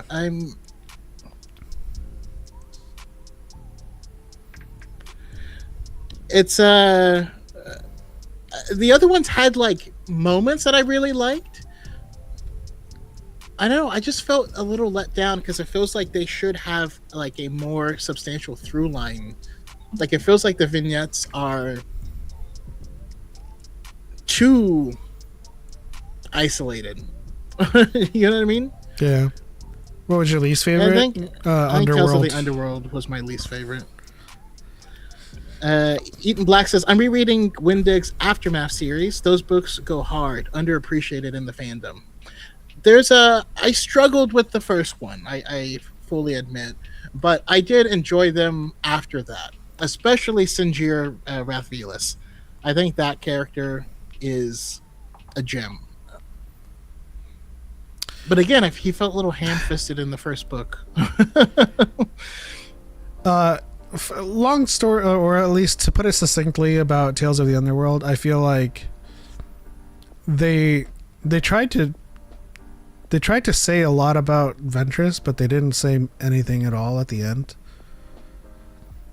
Like they used that opportunity to kind of ham-fist a way that she's back in the Bad Batch, but then like she goes on a journey to find Quinlan Voss, and then like once she finds him, she's like, never mind. I'm like, okay, what was the point of that? I thought Cad Bane's story was okay, but compared to like Ahsoka's story and seeing her as a baby, and then Dooku and Yaddle, and those were consequential.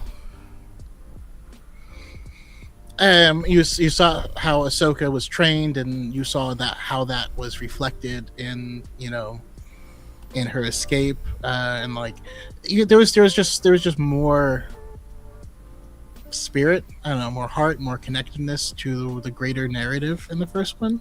Yeah. I felt the same way about the first novel, but rereading it, I'm really, really loving it. You know what? I'll go back and reread it. There was some cool parts, like the the droid factory that he has to. That's like a haunted droid factory was pretty cool, and poor Wedge. Listen, it doesn't matter if it's Aftermath or if it's or if it's the X-Wing books, he's always falling in love with some woman, and then turns out that woman's lover comes back from the dead, but is also a Manchurian candidate, and so he ends up not being with him. In character, in continuity. If I had a nickel every time it happened, I'd have 2 nickels. But it's weird that it happened twice.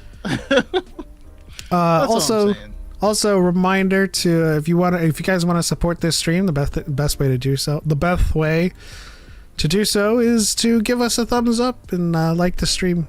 Appreciate you guys tuning in and hanging out with us. With that said, it's time for it's time for Guess That Saber. All right. Or Guess That. We're not doing sabers this week, unfortunately. We did a community poll, and the thing that got voted the most was starships. And so, chat, prepare yourselves for this Guess That. Because you're going to guess that starship. We changed things around a little bit. Changed our obfuscation method. And we'll see how it goes. If this is better than just a straight up box blur. Are you guys ready? Chat, let us know. Like the stream and type in ready to go.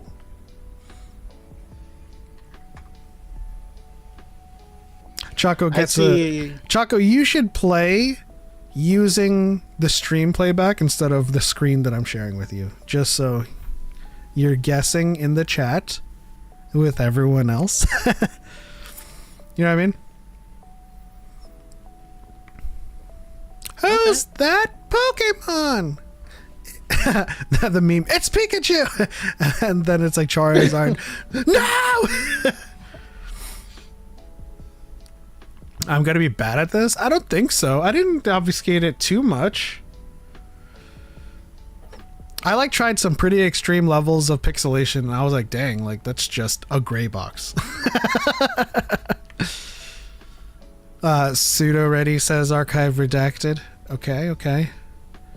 Welcome to Raccoon City is the latest live action movie. It really gave RE1 vibes. I think it's my fave of all the ones I've watched. Oh yeah, that movie wasn't bad. That was the movie. That was the one with Robbie Amell, right? As Chris, or no, as no. Wait. Welcome to Raccoon City was an RE2. Sorry, was the RE2. Robbie Amell. Wait. Why am I thinking of Robbie Amell? Anyone else excited for Green Lanterns? Oh, Robbie Amell was Chris. Okay. Choco's like in the background. Anyone excited? Would you want to react to that live? No, we don't have to. I was just curious what other people thought in the chat of the thing. All right. It didn't. Rogue 9 checking in. Let's go, Stumacher. Okay. Here is your first starship. Come on. Come on.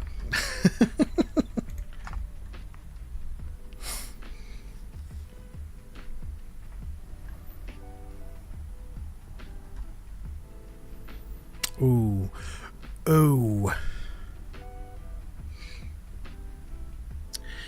I mean, yeah. All right, next level. It's getting there. You should know it by now.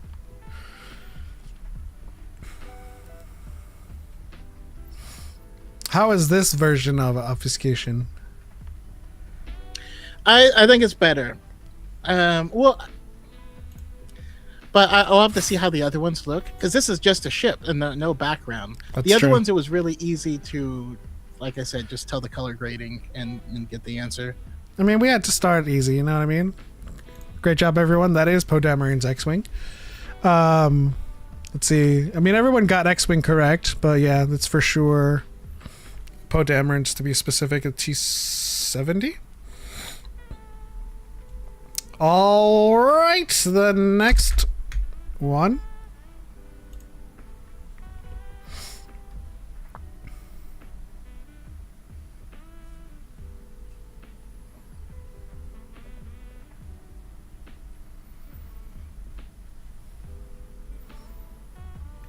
Let's see if I can search for something that's more game show-esque.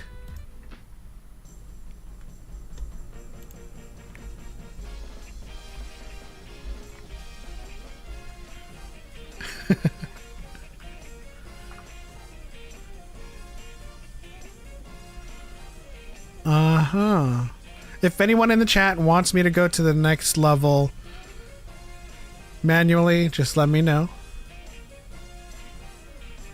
Well, we got a pretty healthy amount of guesses for this first level. Yeah, this way of obfuscating it, I think is good. All right, we got some mold ship, we got some scimitars, we got some V-wings and Starkiller base. What is it?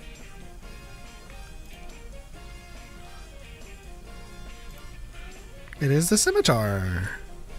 Points to Choco. And Stumacher. And Stumacher. LOL, what was I on? I don't know. Starkiller base. There is a big planet there in the background. No, I definitely saw it. The Starkiller base. Forgive me if I don't remember specific model names. Yeah, well, we can take Maul ship. I think we give you those points. Yeah. Okay. Next one.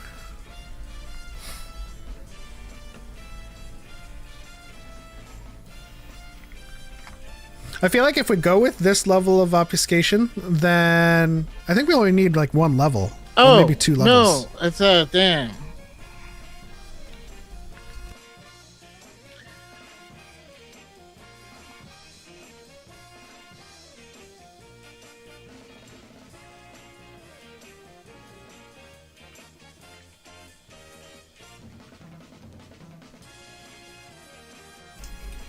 All right, we're getting E.J. Okay.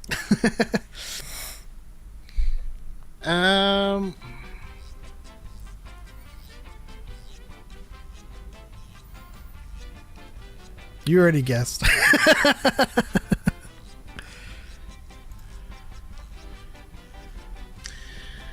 Yeah. All right, that is in fact a Mandalorian gauntlet. I will in fact accept Fang. I will also accept Wait, why? E.J.'s Cormac answer. That's a hardcore answer to give. Poe Dameron's X-Wing. Cal, what you doing? All right, next one. A Fang is smaller than a gauntlet. Yeah, but you know, they're practically the same. Is it... Okay. Hmm.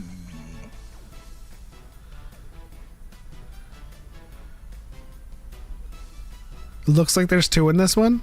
I don't know.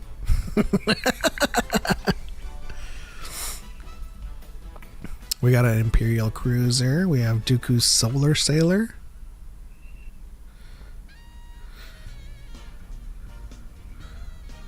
A Jedi Starfighter.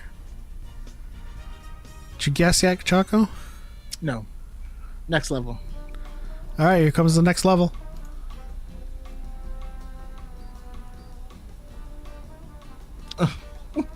Thanks.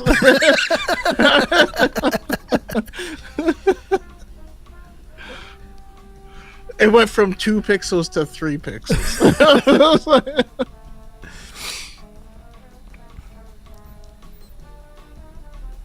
That didn't help, says X-Core. It's only because of the nature of the shot. No, it's good. It's good. Next level? It. Yes.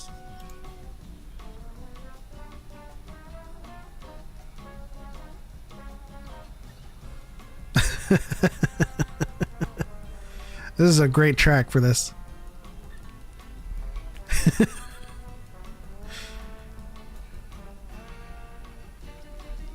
Does anybody need the final level? Do we need to clear this up?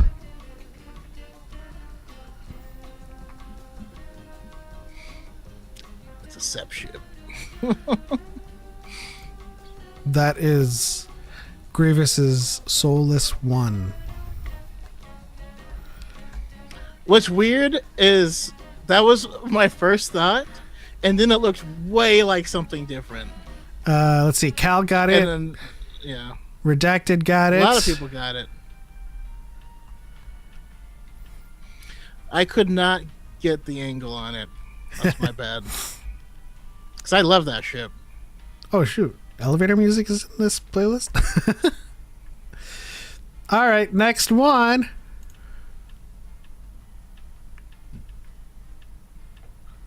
Is that Voltron?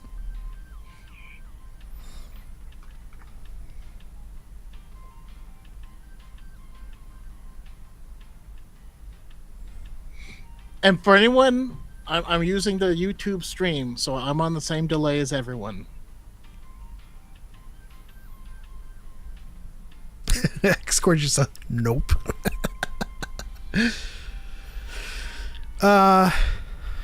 We'll go to the next level for this. It's the concept art for a clone fighter. Cal says Vector AF. Next level. And next level. That is in fact a Jedi Vector. Good job, everyone. See, I honestly thought you were going to pull a fast one and use the the clone ship. Let's see. Cal got it. Gage got it. Choco got it. Redacted got it. All right. Here comes the next one.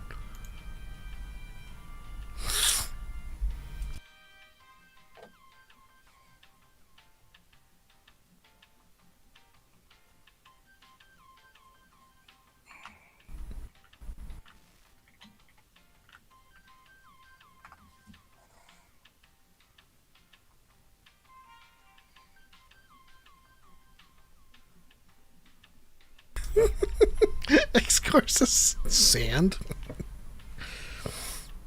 No, Cal got it.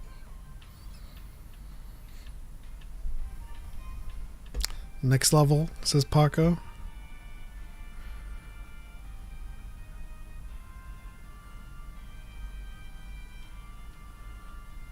Look at Gage waiting for that next level. All right, next level. If we haven't got... 5 more seconds for any more guesses.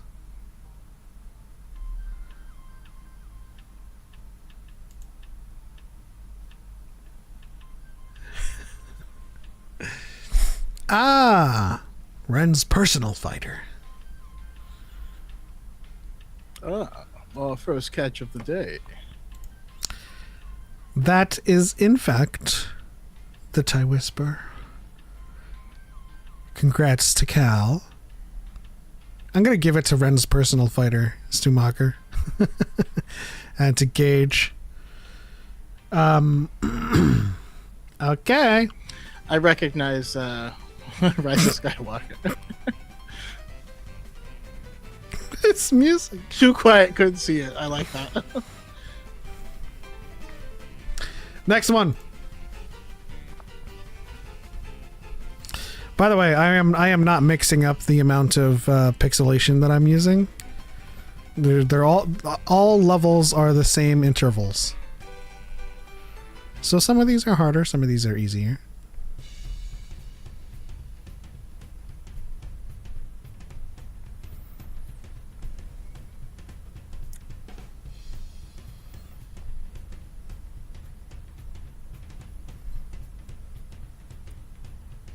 Yeah, I think so.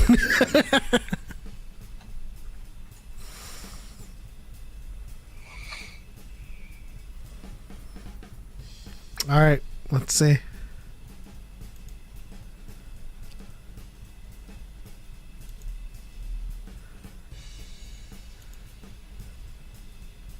It's the Ebonhog. I like how I'm getting like an ambient drum roll. That is the Ebonhawk Tua. We've had top 2 ships in this list. Your top 2 ships. Oh, okay. Stumbuk. I wish I had the audio board for Fah! It's a legend ship. Let's see, what do I got for this?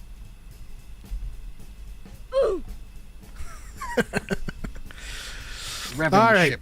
next ship.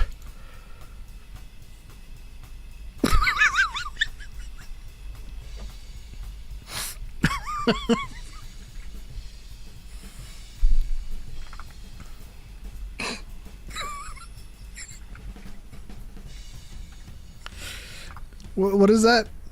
Supremace? Supremace. Supramate.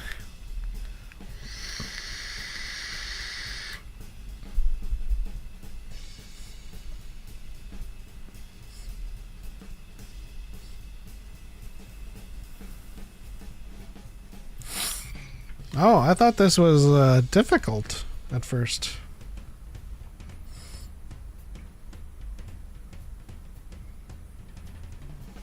All right, next level.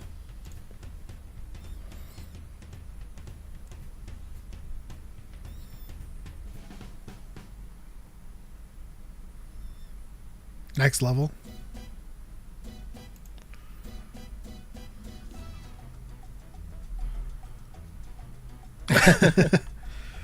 That is, in fact, the Supremacy Dreadnought. Okay. Forever known here as the Supremace Dreadnought. The Supra. The Super Macy. Alright. Next one. I'll give it to Paco for the Dreadnought. Okay. Similar.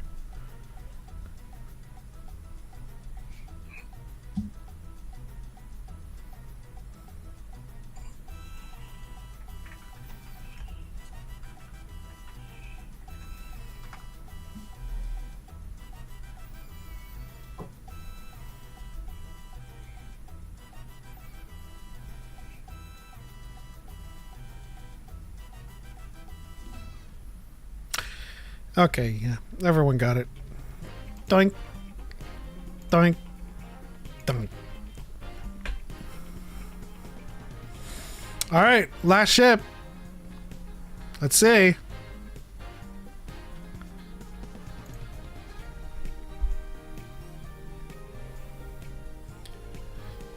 Jenny, why don't you tell the winner what they'll receive?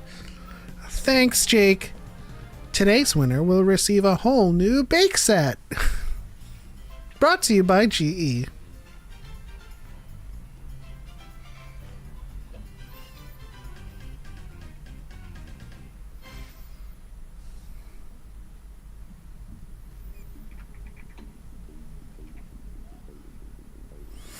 Ooh. I like that guess, E.J.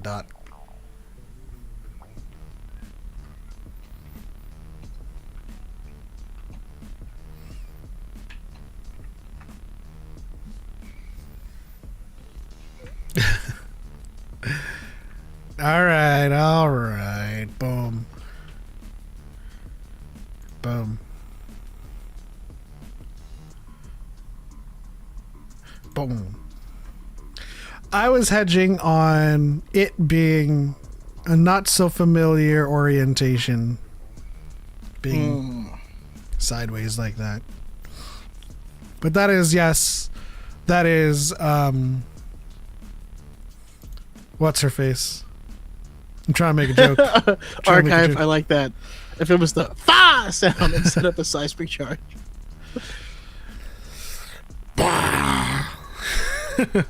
What is her name? From Rise of Skywalker. Her helmet. Zori Bliss. That is in fact Zori Bliss's helmet. Okay. All right. Tally up your points. Tally ho. Let us know what you got. Remember, if you needed one of the next levels to answer to give a correct guess, -1 point from 3. A correct guess at the first level is 3. Let us know what your points are. P.E.Jedi says, "This is the new Corolla."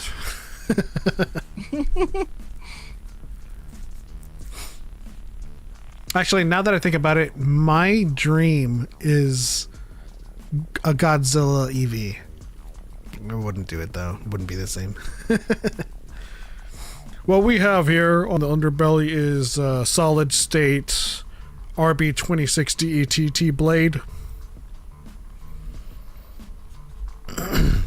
1200 horsepowers to the wheels.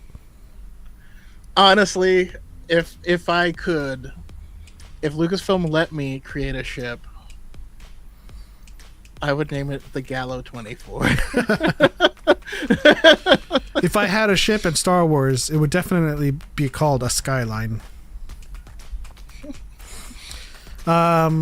Let's see. I promise I would have gotten 100% should my internet not be being a butt. Redacted said I think I got a 6 or 7. I missed last week. I was watching my son's first school play. Oh, that's fine. Oh, awesome. What was his play? What play did he do?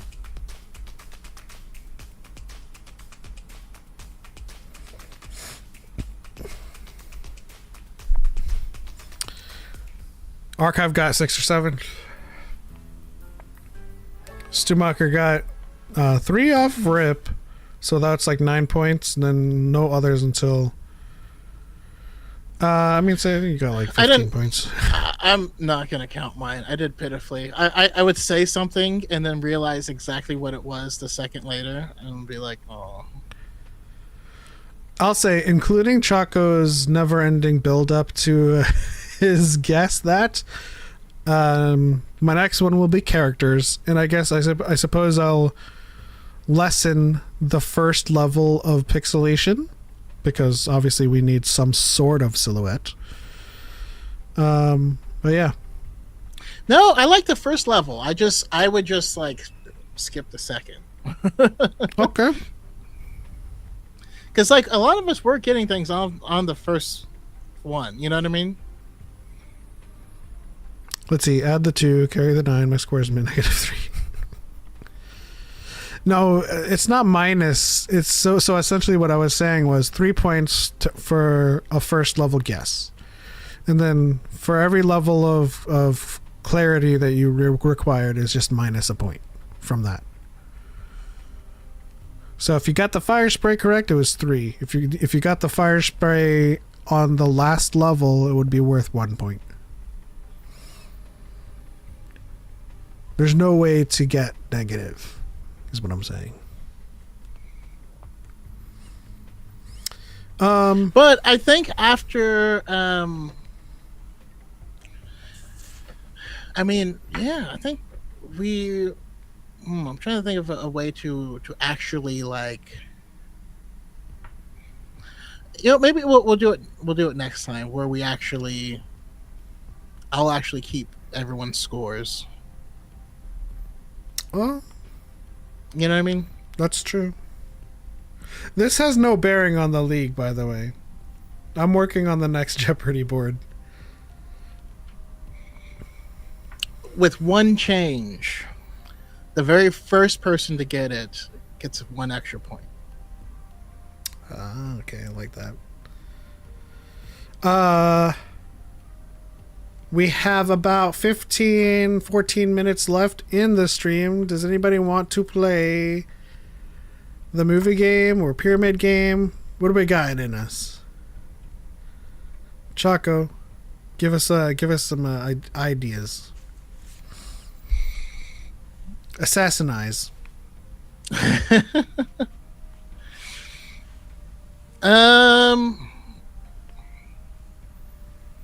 Well, you don't want to do what I'm gonna say. What? How My dare first you? thought was Green Lantern. Oh. Do you guys, chat, let us know if you guys want us to live react to the Green Lantern trailer, even though Choco's seen it.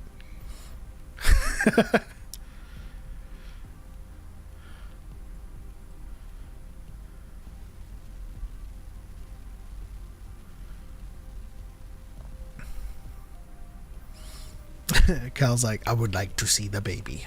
I would like to see the trailer. Not movie, it's a new show. It's got Aaron Pierre.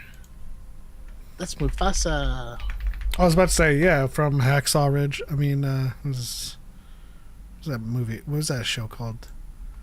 Ridge Point? Hacksaw Ridge. No, Hacksaw Ridge was the movie. Rebel Ridge. Rebel Ridge. I think Hacksaw Ridge was it's Andrew something. Garfield? I don't remember what. yes, it is.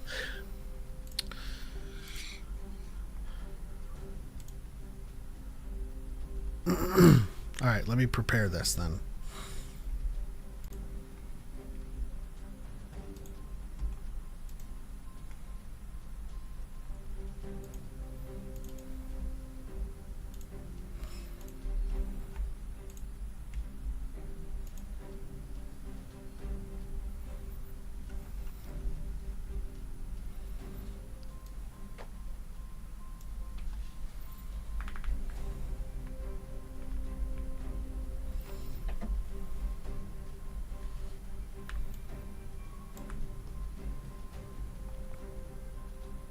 Okay.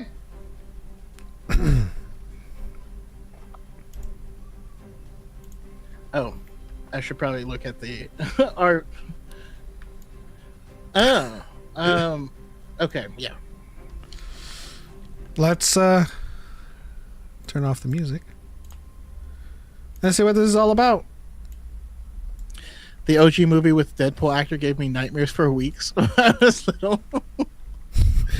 I still maintain that Mark Strong was a phenomenal Sinestro. He's really good in everything, but he was an especially good Sinestro. I like Mark Strong as, well, back in the day, I liked Mark Strong as a Professor X. He's got the strong eyebrows. Okay, Ellie, well, we appreciate and love you, and we'll miss you. Bye, Ellie. Yeah, we're gonna the stream's gonna end after this anyway. So if anybody is wanting to avoid spoilers from the trailer, it's just a teaser actually. But yeah, here we go. With all due respect, we've been training for what, 2 months? And I haven't even worn the ring yet. Don't get hung up on the jewelry, Junior. You're just Mark Strong was our boy in Kingsman, right? Yep. You're not ready to get up in front of the class until the ring says you are. All right.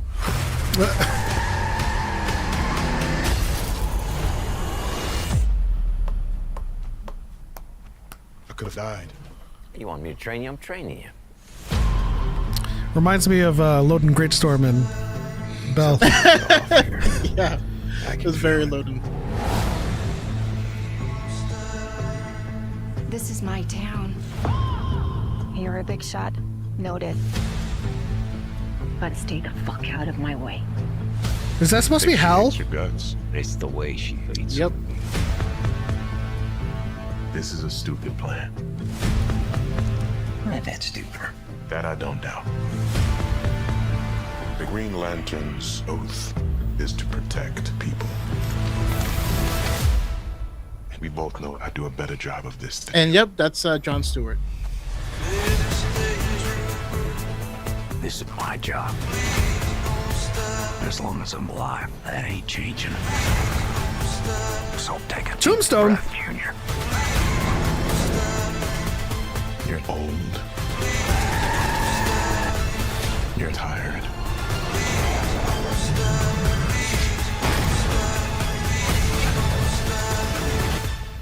Your time is up.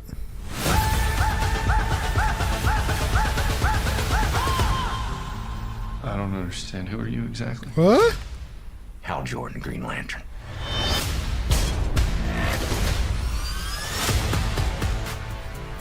Okay. Have you ever talked with the other lanterns? I'm the only human. They're aliens. One of them's a fucking squirrel.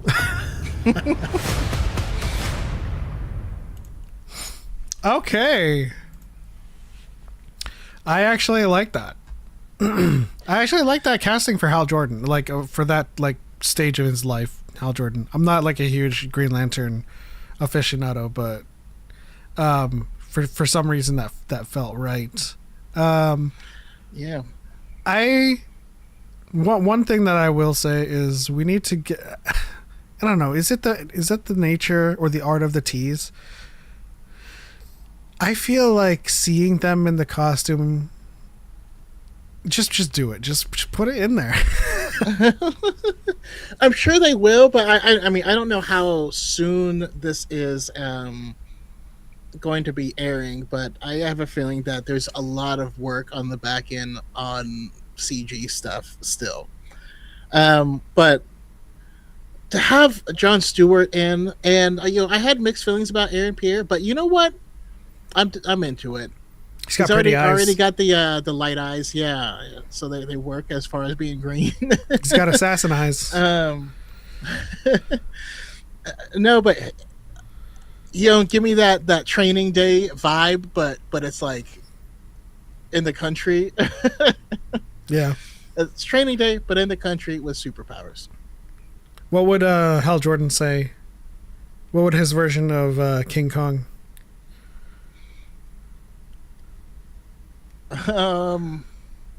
Superman, no, Gorilla Grodd ain't got shit on me. No, there's the one Green Lantern.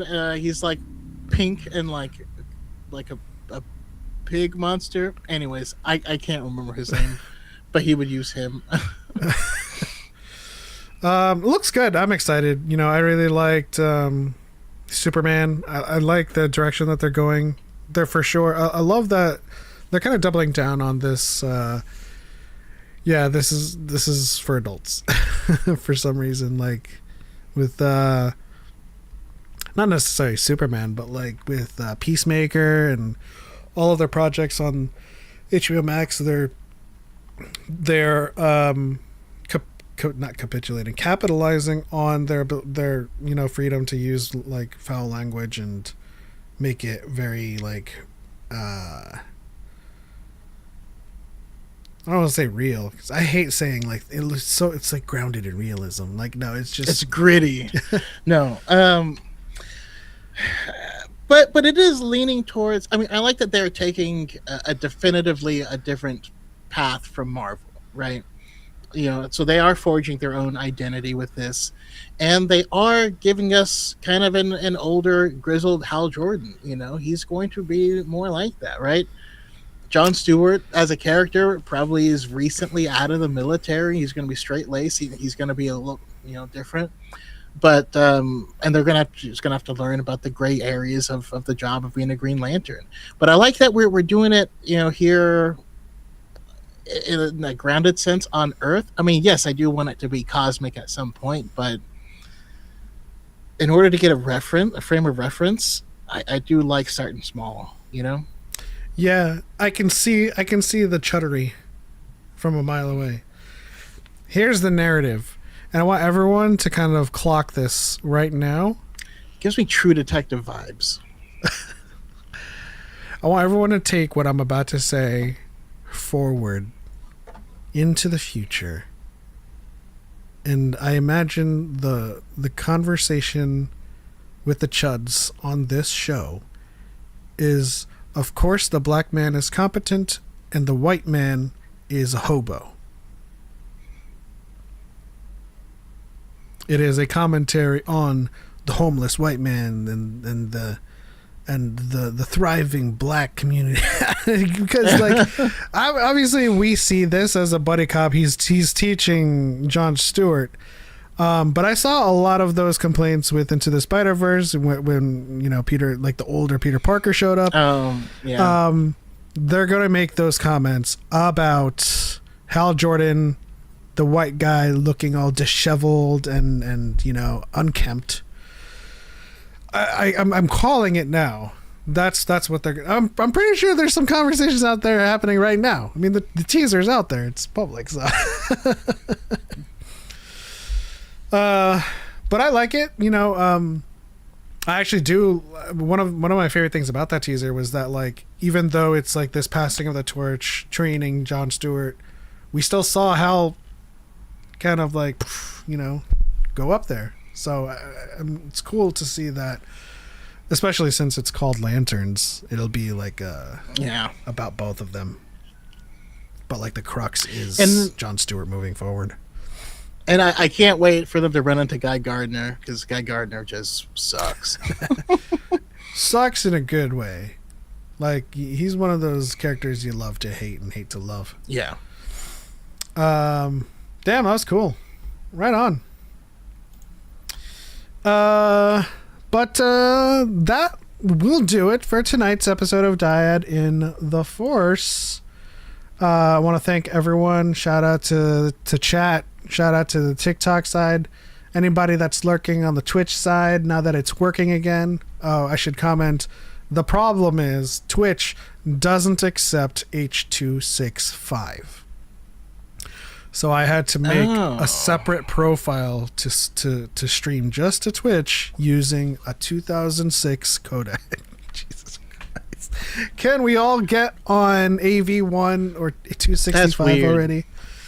Hey, what's up, Juju? How you doing? Where's Juju? Hey, how's it going, Juju? We were just reacting to the Green Lantern trailer, the teaser trailer, and it looks fire. And if you weren't here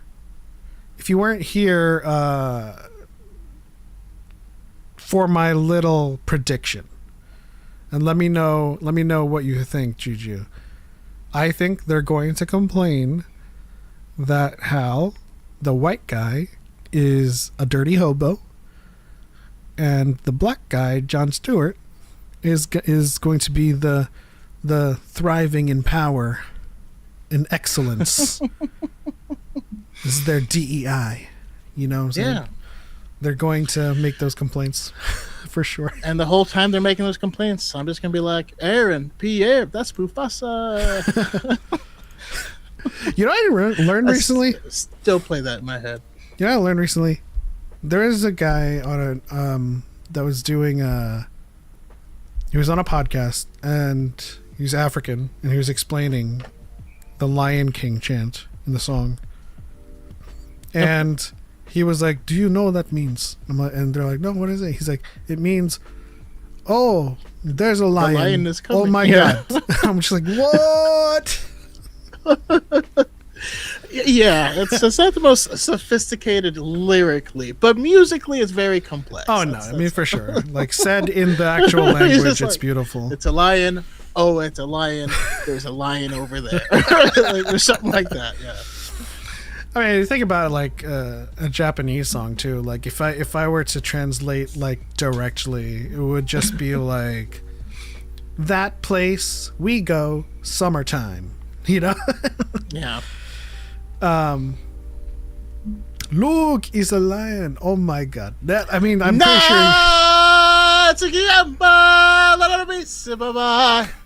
Oh. Anyways, from the day we arrived on this planet. Yes, thank everyone for joining. Thank you everyone in the chat for playing games with us. We will have more games next week, and hopefully more stuff Star Wars will happen, or we might have some game stuff. Thank you. I'm Spooky Kitty, E.J, Juju, Alex Let's Yo, everyone, X-Core, Gamer Skills, Stu Marker. We'll get that parts list. Yes, Stu Marker will help you out. You know what? We should do maybe we could do a charity stream to see if we can raise even some more parts or even more funds for Stu Marker. Ooh. That might be sounds fun like to do. an idea. And we want to do more stuff for the community to keep this all going around. You know, Harry enough for says, life. I'm sure you're already talked about it with thoughts on Lanterns. Rewind a couple of minutes. We reacted live. Gage, we appreciate you. Actually, and of course, don't forget to like the stream. Your support is highly appreciated. That's it. On to the next one. For Light and for Life. We are all lanterns. No, we are all. Look, it's a lion. Oh my god. And man, there's one that's a squirrel. Peace. Peace, everybody.